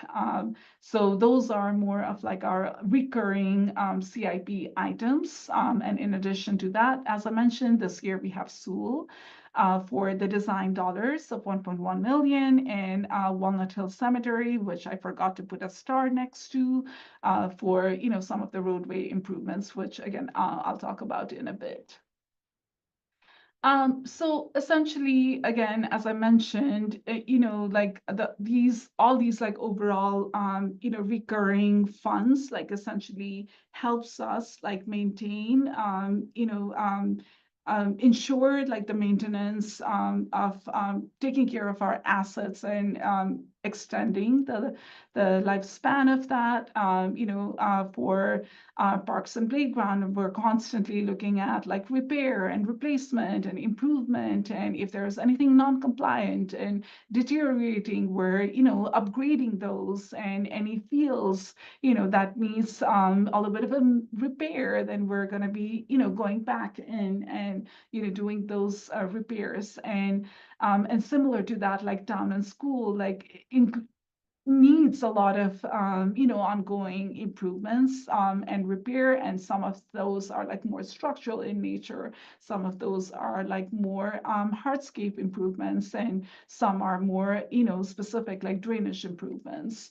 And similar to that, like again, like our court spaces like tennis courts and basketball courts, like some of the hardscapes like typically need to be maintained, like the lighting or associated drainage, all of that like needs to be maintained. So this year specifically, you will not see anything on tennis courts and basketball courts, but we had something last year, and we have something in the next few years. And again, like we don't need to get into full detail of this, but this is just like documenting some of the existing basketball and tennis courts, and some of the courts, conditions, and some of the issues that we have, and some of the, preventative maintenance care that, we know that we have to do in the upcoming years. And as I mentioned, like, one of our recurring item is the Big Belly trash and recycling receptacles. Like you'll see around town, we have like Big Bellies in some place, we have the open trash can in some place. And, and even in Big Belly, you'll see that like in some areas we have the open recycling one. And in some now, we're trying to change that into a closed one, because primarily, again, the whole concept of this Big Belly came through our town's rat mitigation plan. And to, it's an effort to control some of that. And what we've been seeing is that like specifically with the open recycling can, that things happen, the non-recycling items and food items like makes their way in these, and it becomes a rat issue. So we're looking to change that and change essentially everything into a closed trash and recycling cans. So again, like this is Soul Recreation, where it's it's going to be a major CIP item project, where there's it's essentially a huge project with a lot of site accessibility issues to be addressed, and ensuring that we get new play equipment for all ages, and new safety surfacing. There's also water play element there, so ensuring that we get a new splash pad, and making sure that the roadway, parking, and drainage improvements are addressed, and also looking at the renovation of tennis courts, and renovation of synthetic field and also natural field, and also looking at the trees, which essentially ties everything together. So there's a lot happening here, and the FY27 is specifically focused on design dollars at 1.1 million, and we're going to come back next year for FY28 for the construction dollars, which is 5.7 million. So again, like just briefly going through some of the existing condition, as you can see, again, like these are still usable, but like really at the end of the life. And we see a lot of like rust and things like that in the playground, like when it gets close to the useful life. And some upgrades will be great here. And same thing, the field on the left here, the natural field, on the right is the synthetic field. Could really, is at the time where upgrade would be great.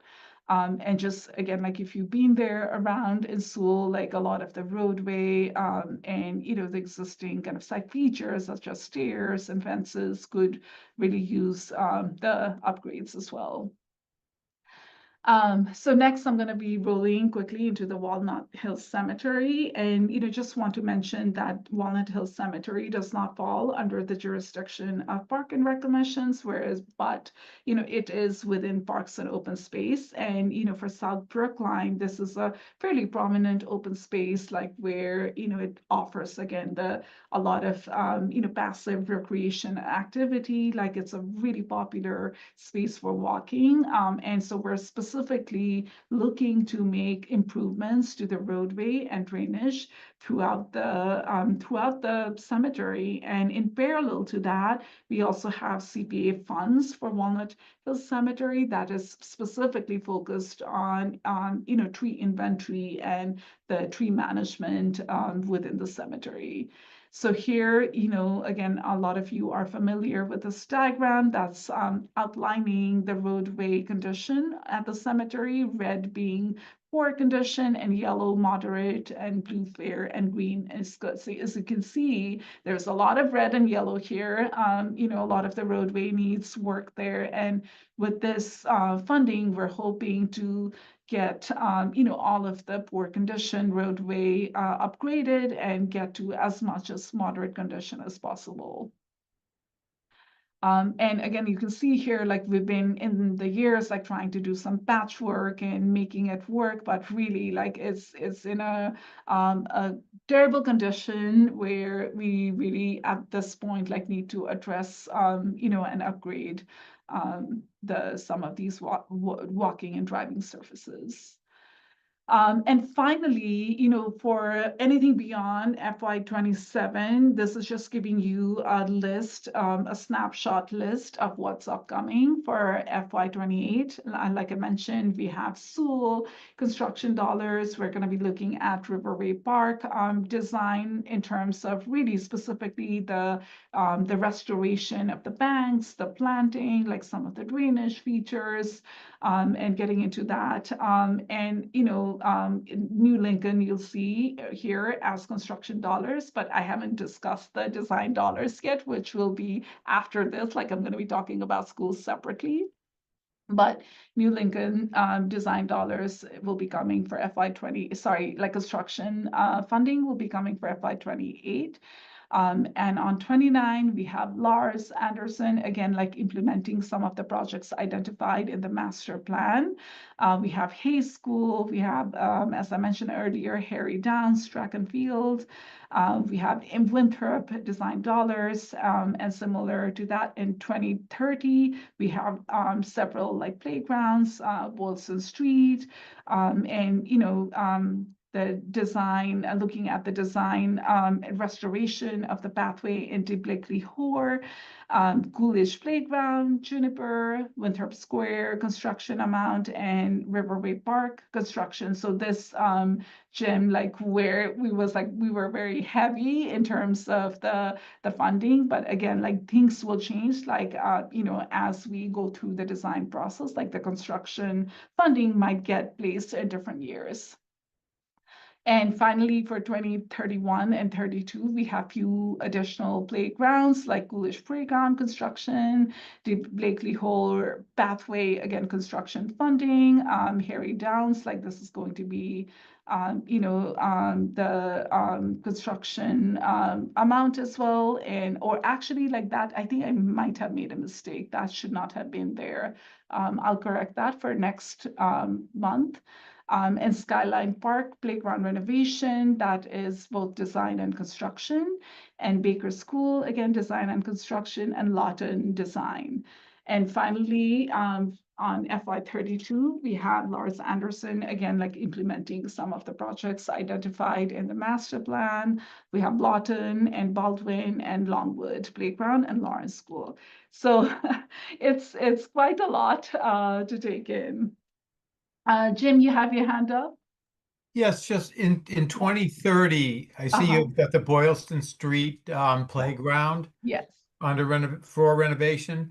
What is the status of the bridge over the T lines? Because they were sort of connected Yes, yes. So that is connected with the footbridge project. You know, we don't have any immediate updates on that, but the hope is that, you know, the footbridge, you know, essentially Bolson Street is like shifted down down in our CIP to really allow space for that footbridge project to happen. And the goal is that, you know, the playground will be upgraded like after the footbridge. So as of right now, I don't have any updates, Jim, but you know, I can like ask around and see where that stands, and we'll give you some you know, updates for next time. Well, we have a few years to work on it, so. Yeah, we have. Thank you, appreciate that. Carol also has their hand up. Yes, this is just a geography question. Yeah. Where is the Coolidge Playground? So Coolidge Playground, let's see, like if you go up towards like Harvard Street, like it's closer to the Boston side. Is this on Russell Street? Is the Coolidge Playground? You know, there's a playground on Russell. Carol, yes. Yes, it is. It's Kenwood is one side of it. Yeah, and Russell is the other, but where's the Coolidge Playground? That is called the Coolidge Playground. Oh, okay. I didn't know it had, I always call it the Russell Street Playground. Okay. There's a tennis court there, and there's a spray fountain that I don't know if it works anymore, and a play equipment there at the corner. Also, Yeah, I know where you mean. Okay, I just didn't know the name. Thanks. Okay, great. Jane? Hi, I just want to clarify something, Millie. You Yeah. basically said the Harry Downs Field, you moved that up to 29 from 31, is that correct? That is correct. And the 31 here on my list, that needs to be corrected. So I'll correct that for next time. And then the Baldwin Playground, I just want to be clear, that's truly the playground where the play equipment is?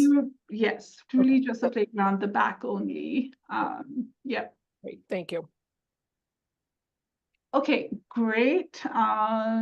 And I'm going to be moving quickly through some of the school grounds capital projects. So, you know, when we look at like some of our school ground projects and, you know, where it lies in terms of renovation, typically, you know, again, some of the projects, recently renovated projects, like Ridley and Driscoll and now Pierce is hand in hand, goes hand in hand with the building renovation. But what we've seen with some of our schools is that like while buildings have like a little bit longer lifespan than the playgrounds, and you know, some of the playgrounds that we've identified here, for instance, New Lincoln, Baker, Baldwin, Hayes, and Lawrence School, you know, all of the playgrounds are really at the max of its useful life, and you know, either at the max or getting close to the max. And we know like we can't wait for the next building projects, and which is why it's on our CIP list. So you can see here for FY27 specifically, we have the design dollars, you know, funding requests for New Lincoln School grounds. And if you remember, you know, this was New Lincoln School was in FY26 previously and was kicked into FY27. So we really hope to, you know, have the New Lincoln School funding this year, and we'll get into that a little bit to look at the conditions there. So New Lincoln School, as I mentioned, you know, it's a, you know, fairly significant scope of work, and we're specifically looking for the 980,000 for FY27 to really look at the design and documentation and some of the groundwork like this, you know, survey, geotech work that needs to be done to, you know, really include some of the, well, all of the natural grass field renovation, new playground equipments for all ages, and again, like safety surfacing, renovating the basketball courts, and ensuring that accessibility is maintained throughout the grounds, because that you'll see in a bit is a huge issue in New Lincoln. And, you know, the other big issue that we've been facing, you know, is like drainage and erosion all over, like specifically specifically at the field and, you know, back of the school where you see the picture. So as I had mentioned earlier, that in our CIP, we have budgets specific to town and school grounds, right? So that CIP funding here, you'll see in the picture, you know, we had a major drainage and erosion issue at the back of the school. You know, the CIP funding for school was tapped into to make those like improvements, which has made some significant difference in the short term. So again, like some images of the existing playground there. And, you know, the playground is not in the best condition, and it's really used by students of different learning abilities. And, you know, we're hoping that the new upgrades will help make the playground accessible and making sure that there is a lot of interactive elements and accessible elements throughout. And currently, you know, as I mentioned, accessibility is a huge issue in New Lincoln. And this, you know, 2 to 5 years playground is accessible only through a building. And if you were to access it from outside, there's only a stair, which is not accessible leading up to this. So it's very important that like all space are, you know, equitable to everyone. I see Lauren's hand up. Lauren, you have a question for me?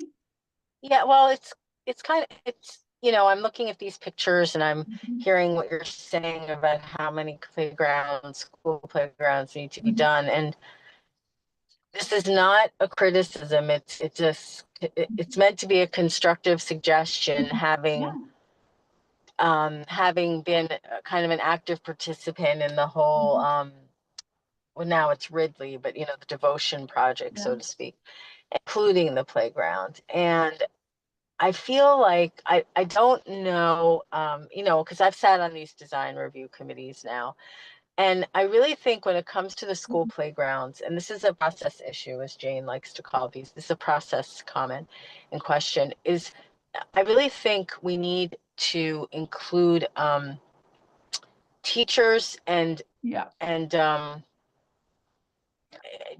on these committees, because you know, a lot of money and time was spent on the Ridley playground, and I don't know anyone there who likes it. I mean, there's not a single swing other than one tire swing. There's three areas.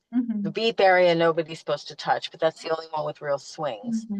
And we know at recess you have a school of 800 and something kids. They don't all have recess at once, but at any one time you have 300 kids out there for recess.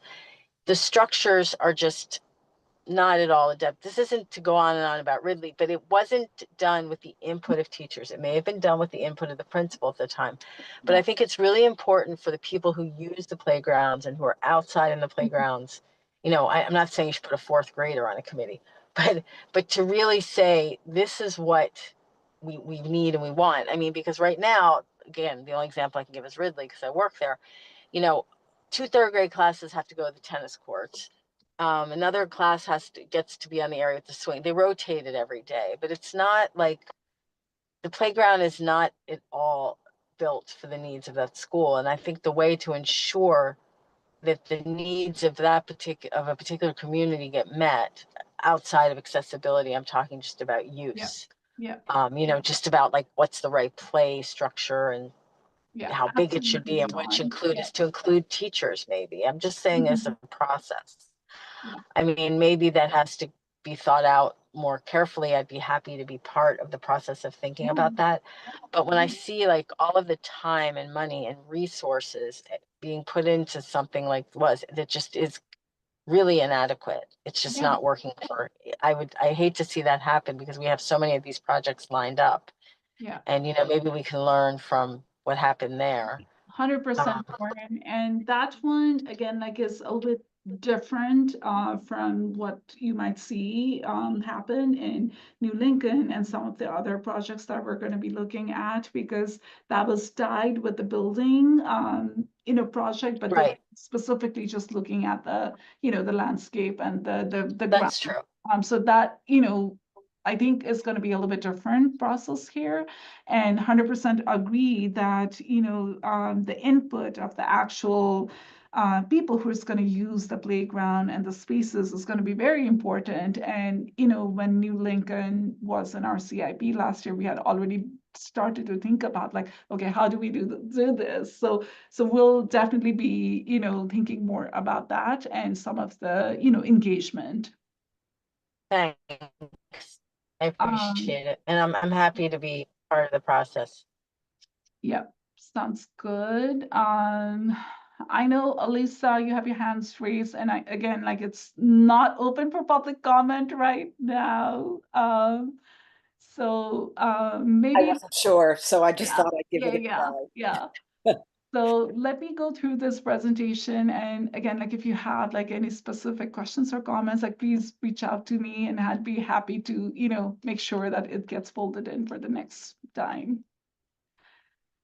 Okay, so just like going through, you know, some of the images of the field, as I mentioned earlier, has significant drainage and erosion challenges. And this was also one of the areas that we, you know, did a mini project to address some of this, like again, erosion and drainage issues. You know, it just helped a lot. But still like that patchwork is like essentially not enough. And if we just need to look at the big picture and, you know, think about essentially the infrastructure holistically for the school.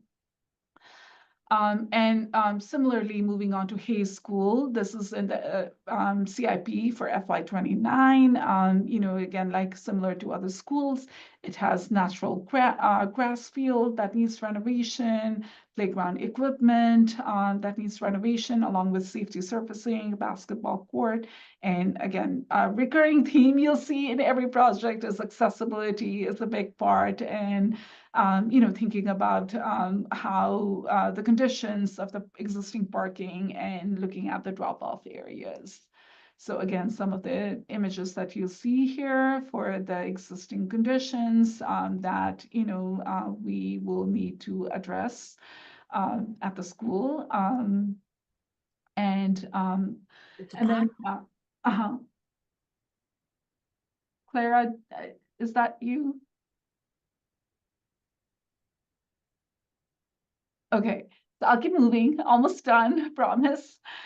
Baker School in FY31, again, similar to other schools, renovations to some of the natural grass fields and playground equipment, courts, and making sure that everything throughout the field is accessible. And I just want to note that there's this, you know, significant like drainage and erosion issues that we're seeing in Baker School as well. And, you know, we'll probably not wait until FY31 and address some of those through the CIP for school funding, you know, sometime like within the next couple of months. Again, like looking at some of the pictures here for the playground. And finally, Longwood and Lawrence School, again, same similar conditions like natural grass field renovations and playground equipments upgrades, renovation to the basketball court and tennis courts. And again, this is one of the places where we've you know, used the CIP dollars to make some minor drainage and erosion upgrades. But again, like it's something that, you know, we need to look at holistically. And again, like there's a splash pad as part of this project that will be upgrading. And I think like this is really going to be the last one, sorry. Baldwin School, as I mentioned, like looking at the, you know, playground upgrades at the back. So that's it. I know that was long. So thank you for bearing with me. Jane has a question. Oh, Jane, you're muted.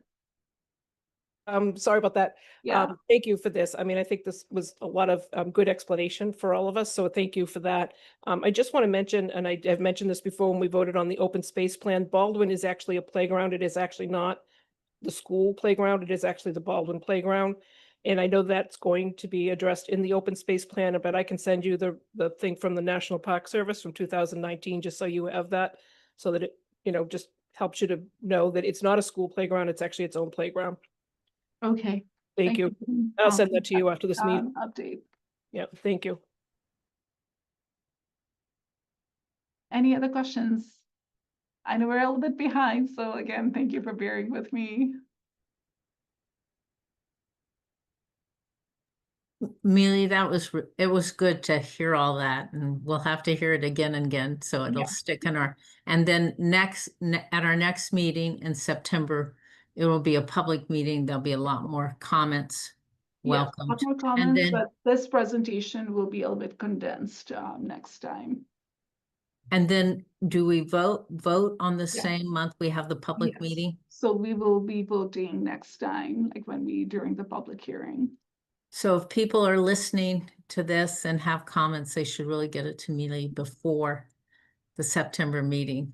Yep, and They- then if we'll they also can. be advertising for the public hearing, so, you know, and then this presentation will be up in the website as well, so there will be opportunities for people to look through the presentation.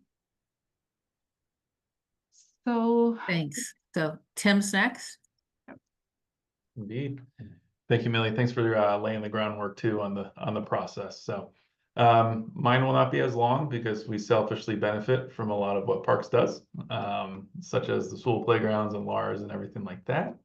But we do have a few things to go over. So to start, similar to how Millie did it, I wanted to go over projects that are currently underway. These were projects that we spoke about last fiscal year with capital. These are projects that were on my desk when I started a little over a year ago. So I did want to provide an update on where those were. So the first one is that we talk a lot is the Sewell Courtyard. That is the development of the play space behind the Sewell building. So it's separate from what Millie talked about when it came to the park development. This is the area directly attached to the building within the grounds of the building. We are currently in progress of that project. We are on schedule, we are on budget, knock on wood, and we are slated to finish this month, at the end of this month, for that to reopen when the school year starts down at Sewell. So everything is going smoothly, everything is going great, and we're happy to see that going. Putterham Woods and the golf course improvement plans that obviously we've been talking about a lot here in multiple meetings. Both of those bids are live and being pulled right now.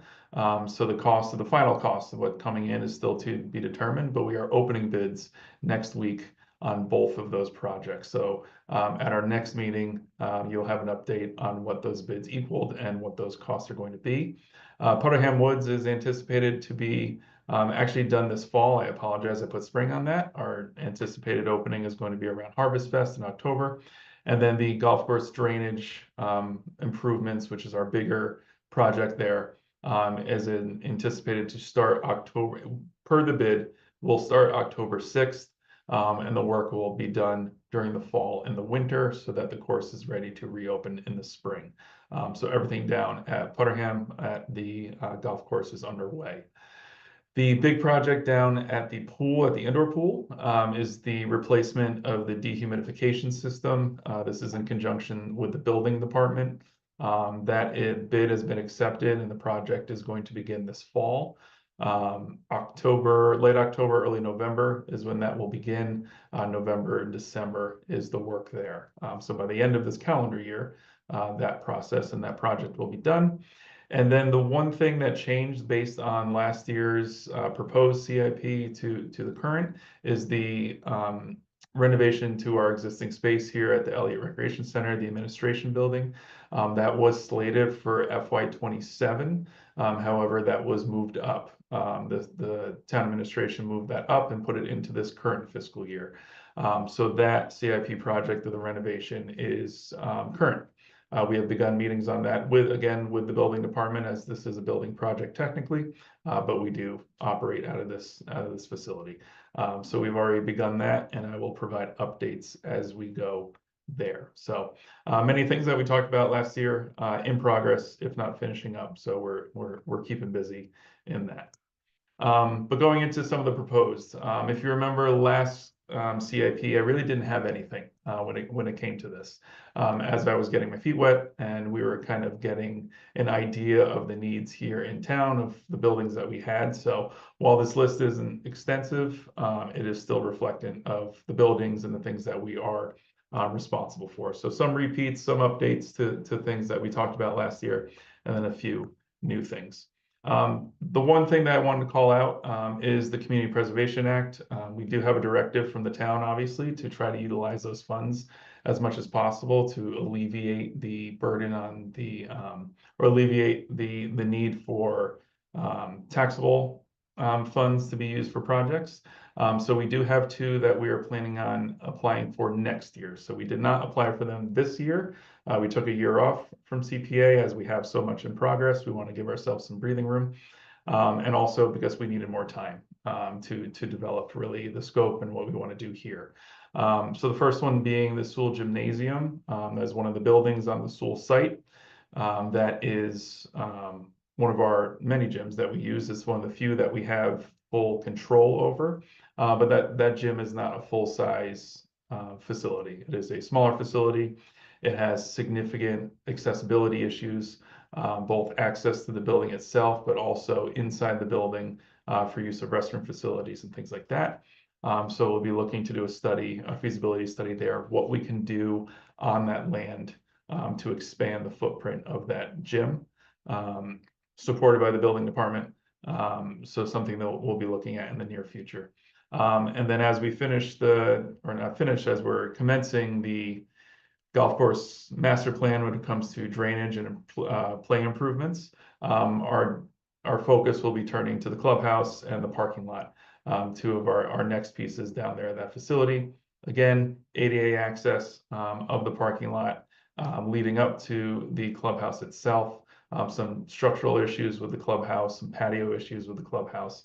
And then again, reverting back to the parking lot, there's just not enough. Our parking lot on our highest times is overflowing. We have individuals parking on the street, which if you've been down there, you know is not ideal, and walking across the West Roxbury Parkway. So I'm looking to address that. We have down to 200,000 on that. We're actively talking to firms right now on what that would look like. So that's not a final number, but that's the general estimate of what we're getting. But again, this is to be applied for in future years. When it comes to projects, the repeat project is the locker room and office renovations of the space within the Evelyn Crane Aquatic Center. This project was on last year. This project is still slated on the capital plan as of today from what we know for FY27 and FY28, FY27 being the feasibility and the study of the space, and then FY28 of the actual build itself. This project is to address the locker rooms, the shower facilities, the restroom facilities of this building, the tiling, the grout, the outdated and not well-functioning aspects of our building, but also as a review of the office space. We have 4 full-time individuals down there that all share one office space. So ensuring that they have appropriate space to function for privacy needs of the day-to-day business, but also to make them as efficient as possible. So again, that's a 2-parter, a study to a construction to start in FY27. Clara. I just have a question about the locker rooms. Weren't some improvements, were those to the men's locker rooms and these are the women's? Didn't you just do some work to locker rooms within the last 2 years? Not to my knowledge. I can check in with Amanda on that one, but not to my personal knowledge, but I'm happy to follow up on that. Okay. Anybody else in the commission remember any work? I was gonna say, I thought that we had approved the office renovation already, and every time I'm there, I always wonder when it's gonna start. So maybe, I don't know, maybe our timeline was just wrong on that. Yes, there was improvements to the women's locker room. It was rearranged even within the last 4 years, I think. Yes, that's and Yeah, we've I mean, talked I about use it 3 times a week, so they've changed it. So Tim, just if you can look into that, because it doesn't look good to ask for money for something we've already done. Of So course. Of course. Yep. Thank My you. apologies, that didn't come up prior for me. So, Thank okay. you, Carol, for knowing. Driving range improvements. Last year, we kind of gave a full spiel of what we wanted to do. I think overall, over the past year, we've not so much lowered our expectations, but had a more realistic idea of what we can do down there in the short term to have the biggest impact. So what we'll be proposing, and we'll probably be coming to you all soon on a quicker basis, is adding lights to the driving range at Putterham Golf Course. For the sole purpose of extending the use, especially in the fall. Extended use out there, as we know, would generate significant income. So the cost of that quoted from the lighting company is $300,000. But our desire with that would be to be completed within this current fiscal year and paid for out of the golf course's enterprise retained earnings. Claire. You answered my question. I just want to point out that would be the enterprise Correct. funding, not general funds. So thank you. Yep. Jane. Just a quick question, Tim, sort of similar. On the revenues and expenditures, I saw the golf driving range money actually being viewed maybe is a income to the town. And I was wondering, is that how it's going to work, or is it going to go back into the enterprise fund? No, What- so any sense of that? income generated on the site of the golf course would go back into the enterprise fund. Okay, So because that was just one of the options or strategies that we were requested to put forth strategies for additional revenue. And one of those strategies was this exact project to improve revenue, to take away the threat of needing additional tax support. So that's what that was. okay, so on the tax revenues and expenditures, that idea that this was going to go back into town money is probably not correct then. Correct, yeah. Right, just wanted to clarify. Thank you. Jim? Is there any thought of having a design review for this project? Absolutely. Yep. I was going Okay. to get to that. We plan on going through the full public process on this one, just because we know the public concerns around lighting, but also we just want to make sure we're as transparent as possible Perfect. with this project down there. Yep. Okay. The next bigger capital item that is being added to this is the filtration system of the aquatic center. So we're dealing with the dehumidification system right now, and then the next step, working with buildings, is to address the filtration system. Obviously essential to keeping the water clean, circulating it, and making it healthy for everybody to utilize. A study has already been done on this. We have it in hand, and really the going through the whole thing, the best way to illustrate it is what I pulled out to put on the screen, is that the equipment is in operation and keeping up with the current demands, but the system has code infringements and functionality issues that develop into larger, more serious issues as it ages. So this is something that we're hoping to address soon for obvious reasons, so there's no failures. And as I mentioned, the study is complete. Everything is in hand with quotes.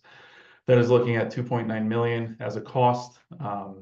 And then timeline is to be determined on that. Obviously, this will be submitted to the town, and then they will fit it in where they deem necessary and possible, looking at the broader picture of it. So I don't have an exact fiscal year of where this would be assigned. Obviously, we want it as soon as possible, but we want to be mindful of everything else going on in town. And then last but not least is the feasibility study for the outdoor pool. This has obviously been something that we've been talking about for a long time now. So the update of where we are now, as we've talked about, is Fisher Hill West is being looked at as a location for this. We are working very closely with planning, the planning department, on this project. And our recommendation now is to do the study this coming spring. And what that study will be is it will be on the tail end of the Fisher Hill West Committee completing their review and their site study with the idea of it being a site for a pool in mind. That is going to be part of their study from what we are being told. So that will provide us some direction on looking at that site, which we are hopeful for this piece of the feasibility study, or give us direction to start identifying other sites in town. So we are going to start, as we've been saying for some time now, working hand in hand with the other departments in town, piggyback off of their studies so that we're not competing at any point. But again, working with planning and thinking about timeline and working with town administration, the consensus is to get that going in the spring of this year, so that we can build upon what's already being done down there. Terminations of costs will be part of that study, but estimates that are floating around are about 10 million on that. So again, timeline on that, we're not sure. Again, that lands with the 6th floor and the capital committees at town hall, but we'll be presenting that to them there. And yeah, so straight through full cost across the board, over 4.3, with the most immediate for this fiscal year being the driving range improvements and the feasibility study. Again, feasibility 2 being taken out of the recreation retained earnings. So again, no impact to the general fund. And then as broken down, feasibility study, as already claimed for FY27 for the pool, and then the locker rooms, which I will follow up on to ensure that. The filter rooms, as mentioned, timeline to be determined. And then those studies for CPA, as mentioned, I'm looking for the FY28. That's all I got. I'm happy to take questions, if any. Thanks, Tim. I think you got questions as you moved along. So anybody else? Okay, so you get to stay on board, Tim, because Yeah. you're going to do the recreation update next. So full disclosure, I did so much work on those other ones, I totally forgot to put a presentation together for my update. So I'm just gonna run through just kind of the high level couple things that we have. Because our main updates we've talked about today, mainly around the projects that are going on as well as adult ed. But programming wise, summer camp ends this week. So we've made it through another summer, another successful summer. So a huge thanks to the entire team here at the rec department.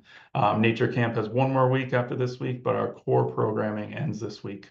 And it's been the summer has absolutely flown by, but it's been a success. So programming wise, we're looking forward to the fall, getting all those programs off the ground, and welcoming all the kids back to school in a few short weeks. The school project that, like we talked about just a few minutes ago, on time, on budget. The project is coming out tremendous. Every day we go down there, there's something else that's kind of jarring to see that's actually coming together. So we're down to the fun stuff of finalizing colors and surfacing and things like that. So the school project is on schedule and on schedule to finish at the end of this month, which we're very excited about. And then the last thing coming up is Brookline Day. So September 14th, I've said in the last couple meetings, mark your calendars. Brookline Day will return to Coolidge Corner. Our vendor numbers are thriving right now. I think we have close to 80, and we still have a couple weeks before we close that. All of our performers, all of our entertainment is locked down. We're going to be doing a big food truck area this year, and we're just about finalized there. So all we need is good weather, which it will be, and we're excited for it. So other than that, just getting through the summer at the rec department, and everyone's doing really well. So my apologies for not having a presentation. You did a lot, Tim. I have one question. The after-school program that's run out of Sewell, is that a continuation of the private, the vendor that was doing it last year? Does that continue, or what happens with that, since that was big on the discussion? I'm not sure. So we don't have an after-school vendor at Sewell. Do you mean Elliott? Yes, I do mean Elliott. Sorry, I didn't mean Sewell. I do mean Elliott. That's okay. So yeah, so the vendor here at Elliott unfortunately pulled their contract. They're no longer going to be offering services because of cuts again to the school budget. So part of the cuts that went through the school budget was transportation, was them cutting down the amount of buses that they were using to bus the students home.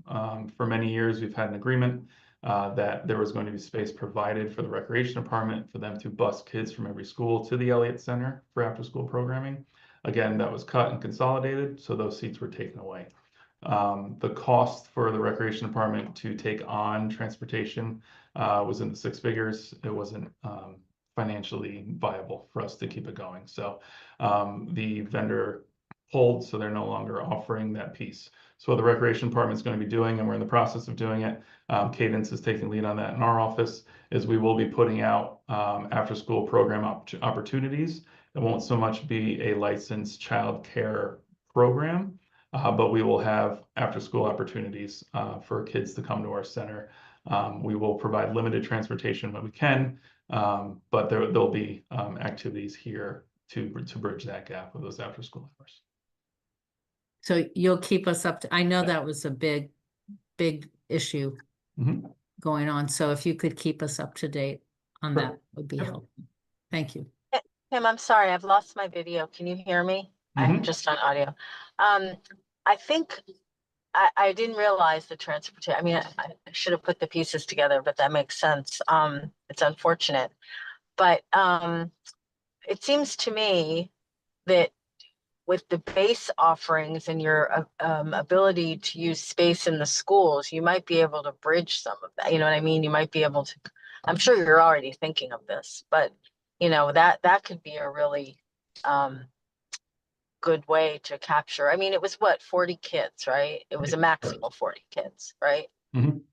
But maybe there's a way to sort of leverage the base offerings into some kind of, you know, after school thing, if you have, Yeah. since you have access to space there. Yeah, and we Yeah. know there's I mean, certain groups at certain schools operating similar. I know right now we're talking to Hayes across the street, trying to work something out with them. So we're doing that was my doing second what we question. can. Yeah, Mhm. doing what we Yeah, can in no. the short time we have. Yeah, okay. And I mean, were the families notified, right, you know, I mean, after the school budget was voted? Yeah, as soon as the vendor decided to pull, we notified them that day. So everybody found out in real time. So Do you have aspirations to sort of bring it back to rec entirely if the Yeah. transportation piece could be solved? yeah, if the transportation piece Yeah, could I be think solved, that'd we'd be love to great. take that back in-house for sure.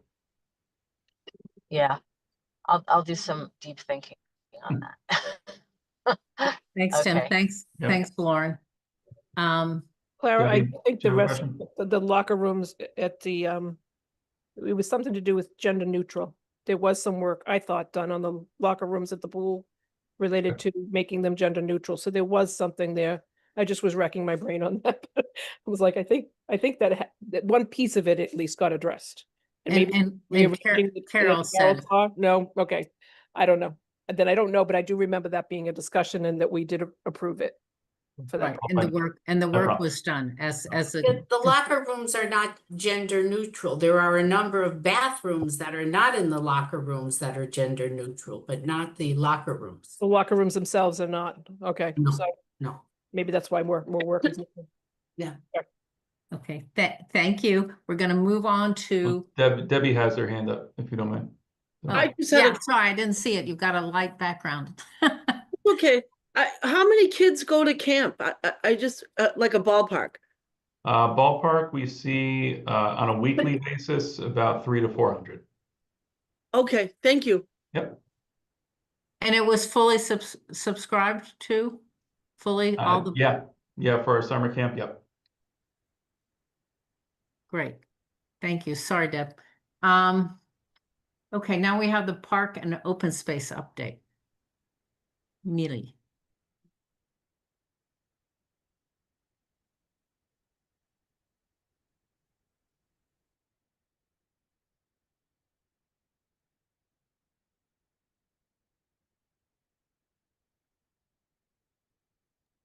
Millie, you're muted.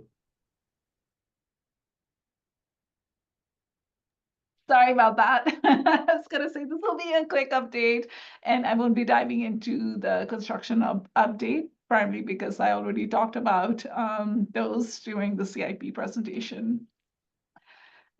So just staffing update, we still have our forestry zone manager position open, and this is again one of those specialty position which has been like really challenging for us to fill, but we're continuing the search. Few other project updates. Again, I covered a few of these in the CIP presentation, but Monmouth Phase 2 and Skyline Phase 2, like we're in documentation. We've received the 50% CDs for Skyline Park, and we're going to be reviewing that and providing feedback to the consultants.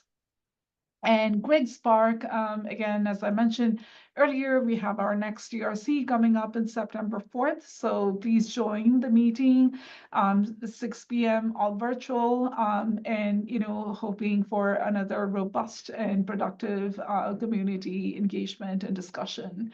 I also want to let everyone know that at Greg's Park, we have some geotech investigation. There's going to be soil borings done this Thursday, August 14th.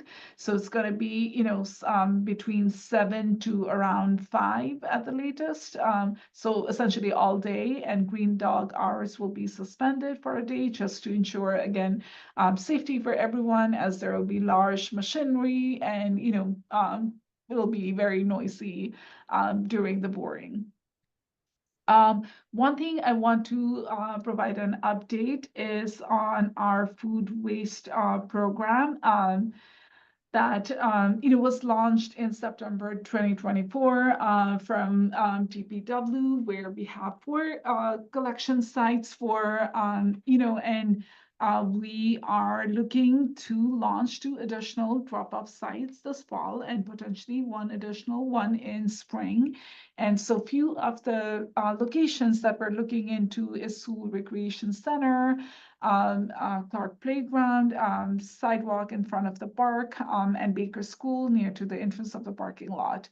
So this is just to, again, let everyone in the commission know that, the upcoming plans, and also more importantly to let everyone know that we will be launching a community survey sometime in late August, early September, and essentially the point is to see what the community prefers, what the preferred locations is from the community. And again, Carol, you have a question? Yeah, I wanted to ask a question do Yeah. you have any way of measuring how successful this food waste drop-off program is? That's a very good question, and I will find that out for you. Yeah, I know any number of people who use it and are really happy with it, but I don't know how well it's used around town. Yeah. Yeah. I think it's great. I use the one over by Elliott. Oh, that's great. Yeah. But Erin promised me one in South Brookline, so I'm gonna hold her to it. Okay. Baker School could be close to that. So Yeah. when the survey gets launched, definitely please vote. But yes, I'll find that out, Carol, on some metrics. In terms of events, August and September, besides some of the rec-led events in Brookline Day, we don't have a lot happening. We have Stewardship Sundays, that's ongoing. So again, the next days for that is going to be on September 28th and 19th October. And that's it on my end. Fantastic. Well done and speedily. I have Any questions? I have a question. Yes. So I'm very concerned about the reports from the Chestnut Hill, the Brookline Reservoir, actually, with all the algae growing there. Can you give any update or let us know what's going on? Absolutely. So, there is like it's the algal bloom at the reservoir, and also at Leverett Pond now, there's positive, and we are monitoring both of those properties with the State Department, and there's like testing and looking at the next steps on what the measures are going to be. And for now, what we are recommending to everyone is to stay away from the waters. And again, like both those locations are not green dog programs, but there are still people with dogs around and who walk the parks and, you know, ensuring that like you're staying away from the water and, you know, for the time being. So more to come on that. So it's still safe to use the path around the Yeah, it's reservoir? still safe to use the path around, but just like no interaction with the water.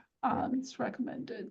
Oh, that's I really checked it out today, and the water actually had a little bit of a green tint. Yeah. It was sort of, in a way, more beautiful, but hopefully it works out.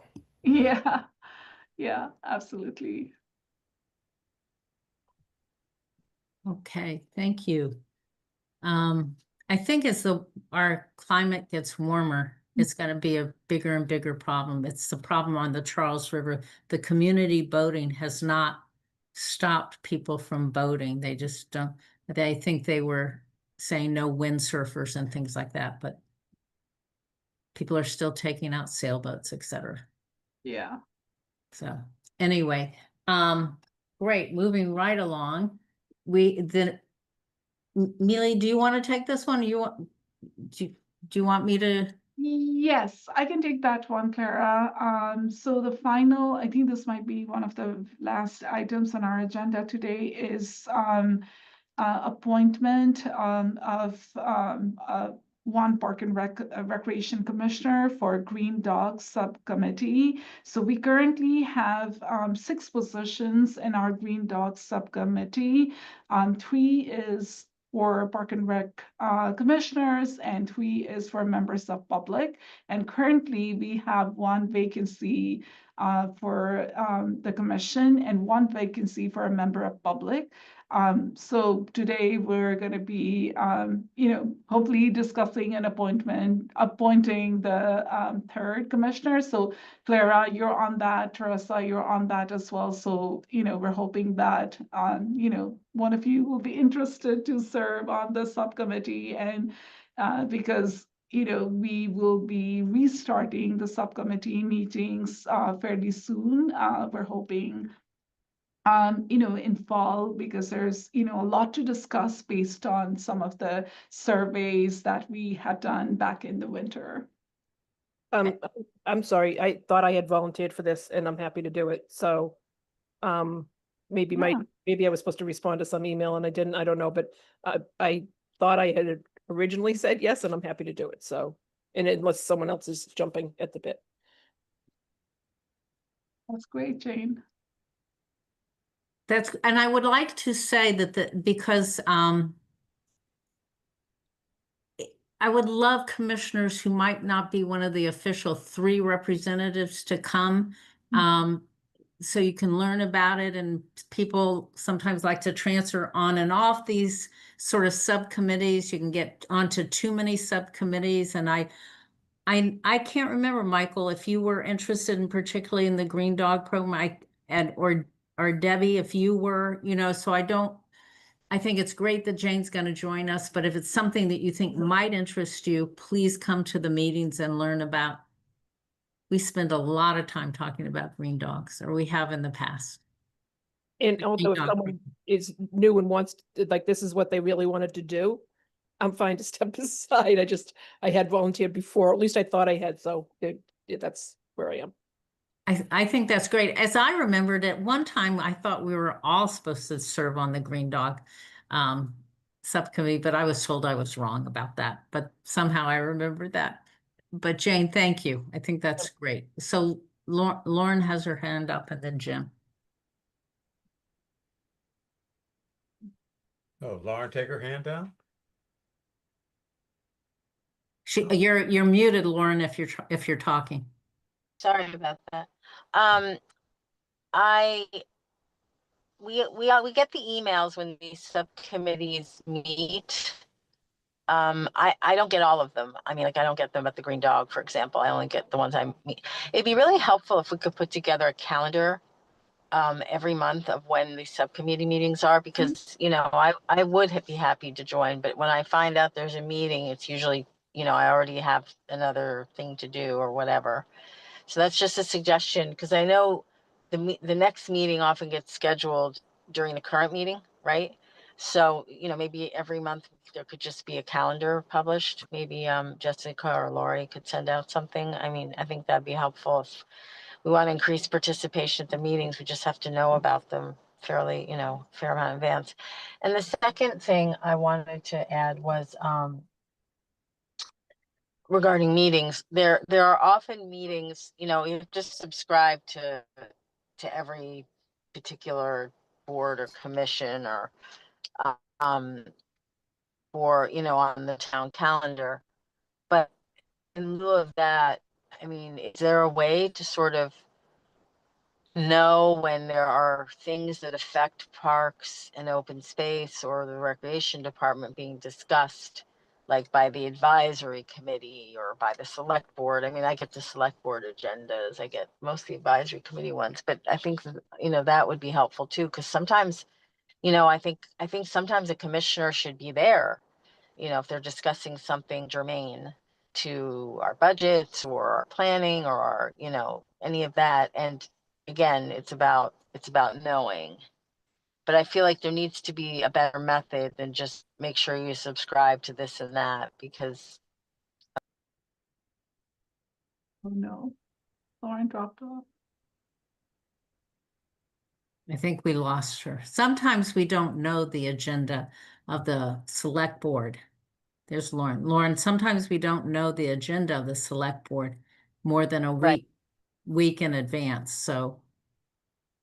But I think a calendar of meetings would be great. Yeah.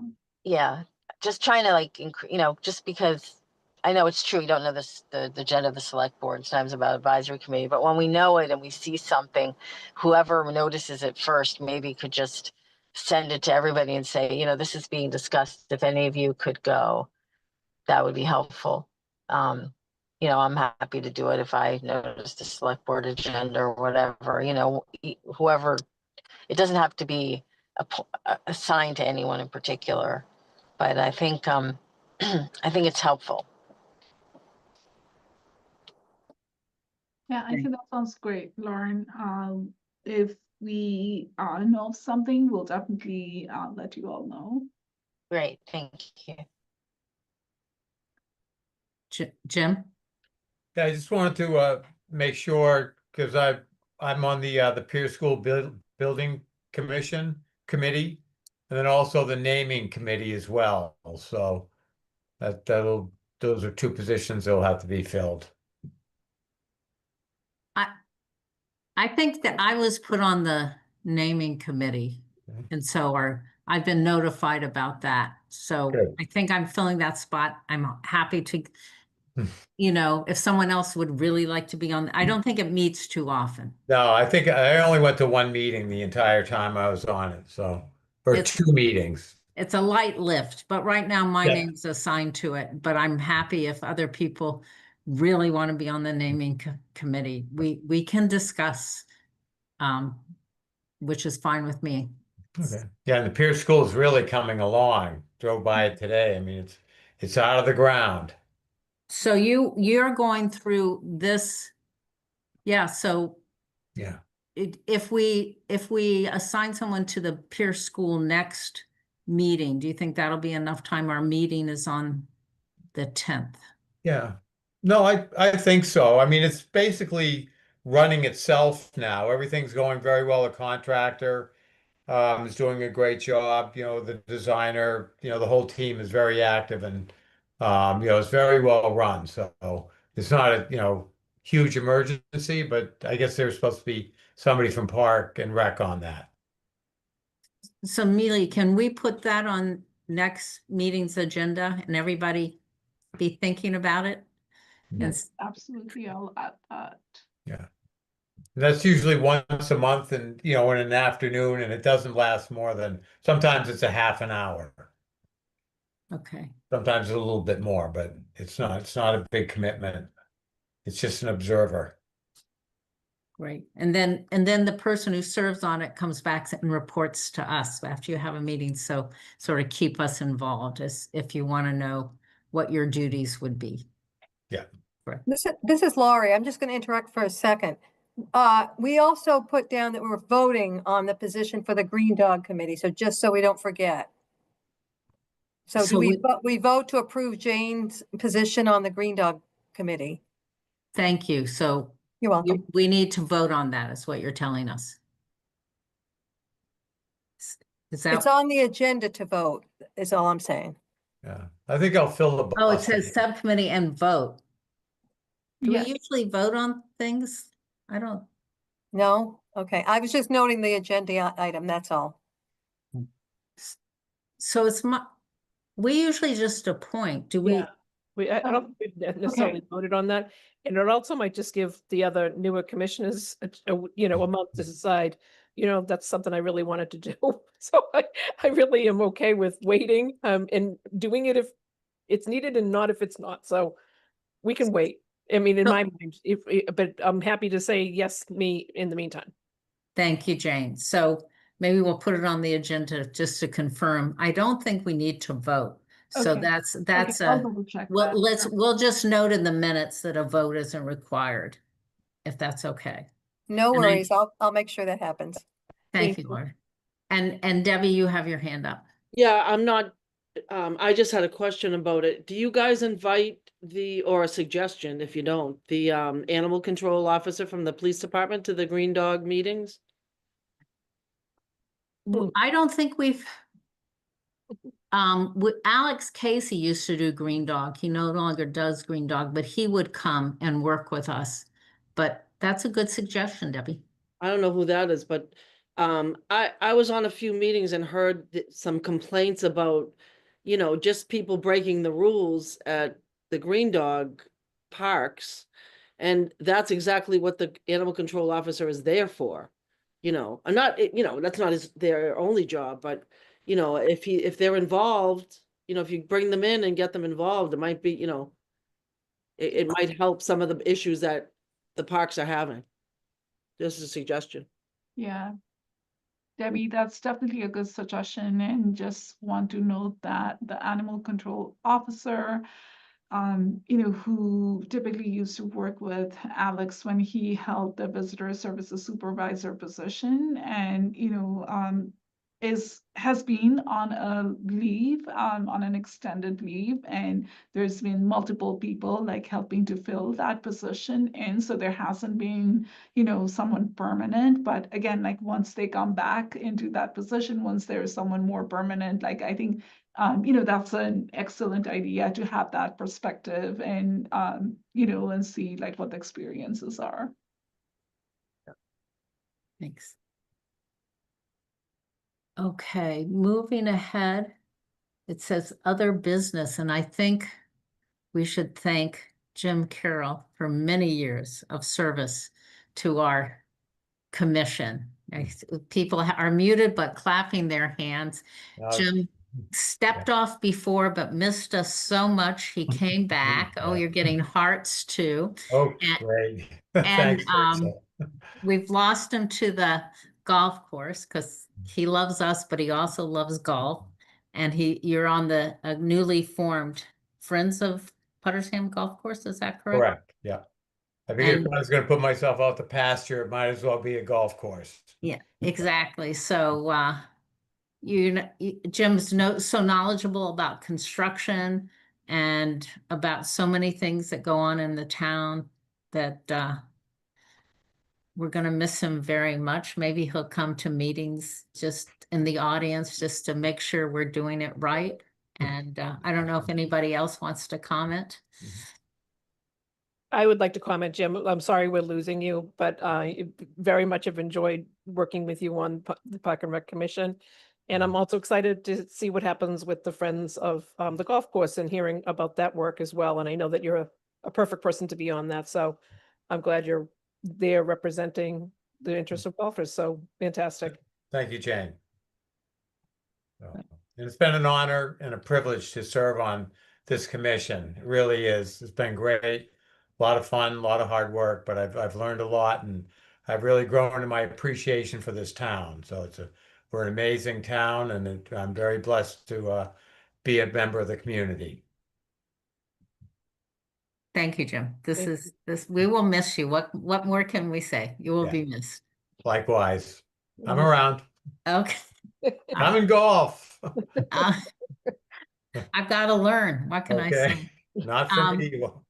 Okay, any other new business? I just wanted to make sure we thanked Jim before people ran out of steam here. Any other any other business, any other comments? Do I hear a motion to adjourn? So And moved. Jim, oh, Jim's final Yeah. act on the committee is Let's to get move out of to here. adjournment. Do we have a second? I'll second. Thank you, Jane. So I'm going to call your names because it has to be, and Mila and Tim, you would have interrupted if we needed to discuss anything else. We're good. You're with it, right? Okay. Okay, I'm going to call the roll now. Jane, Yay. Carol, I got to hear you when you're muted. Yes. Thank you. Debbie's not voting. Teresa, Yes. thank you. Jim, Bye. and I say aye. Oh, and Lauren, I think Good God. she's gone. Okay, so thank you all very, very much, and I will see you September 10th is the day, I'm pretty sure. Mhm. Tim's saying yes, so we'll see. Ninth. If Oh, nice. 9th, September 9th. Right. That's a Thank you. Tuesday. Thank you all. Good Thanks, night. everybody. Thank Good you. night, everyone. Bye. Take care. You too. Thank you.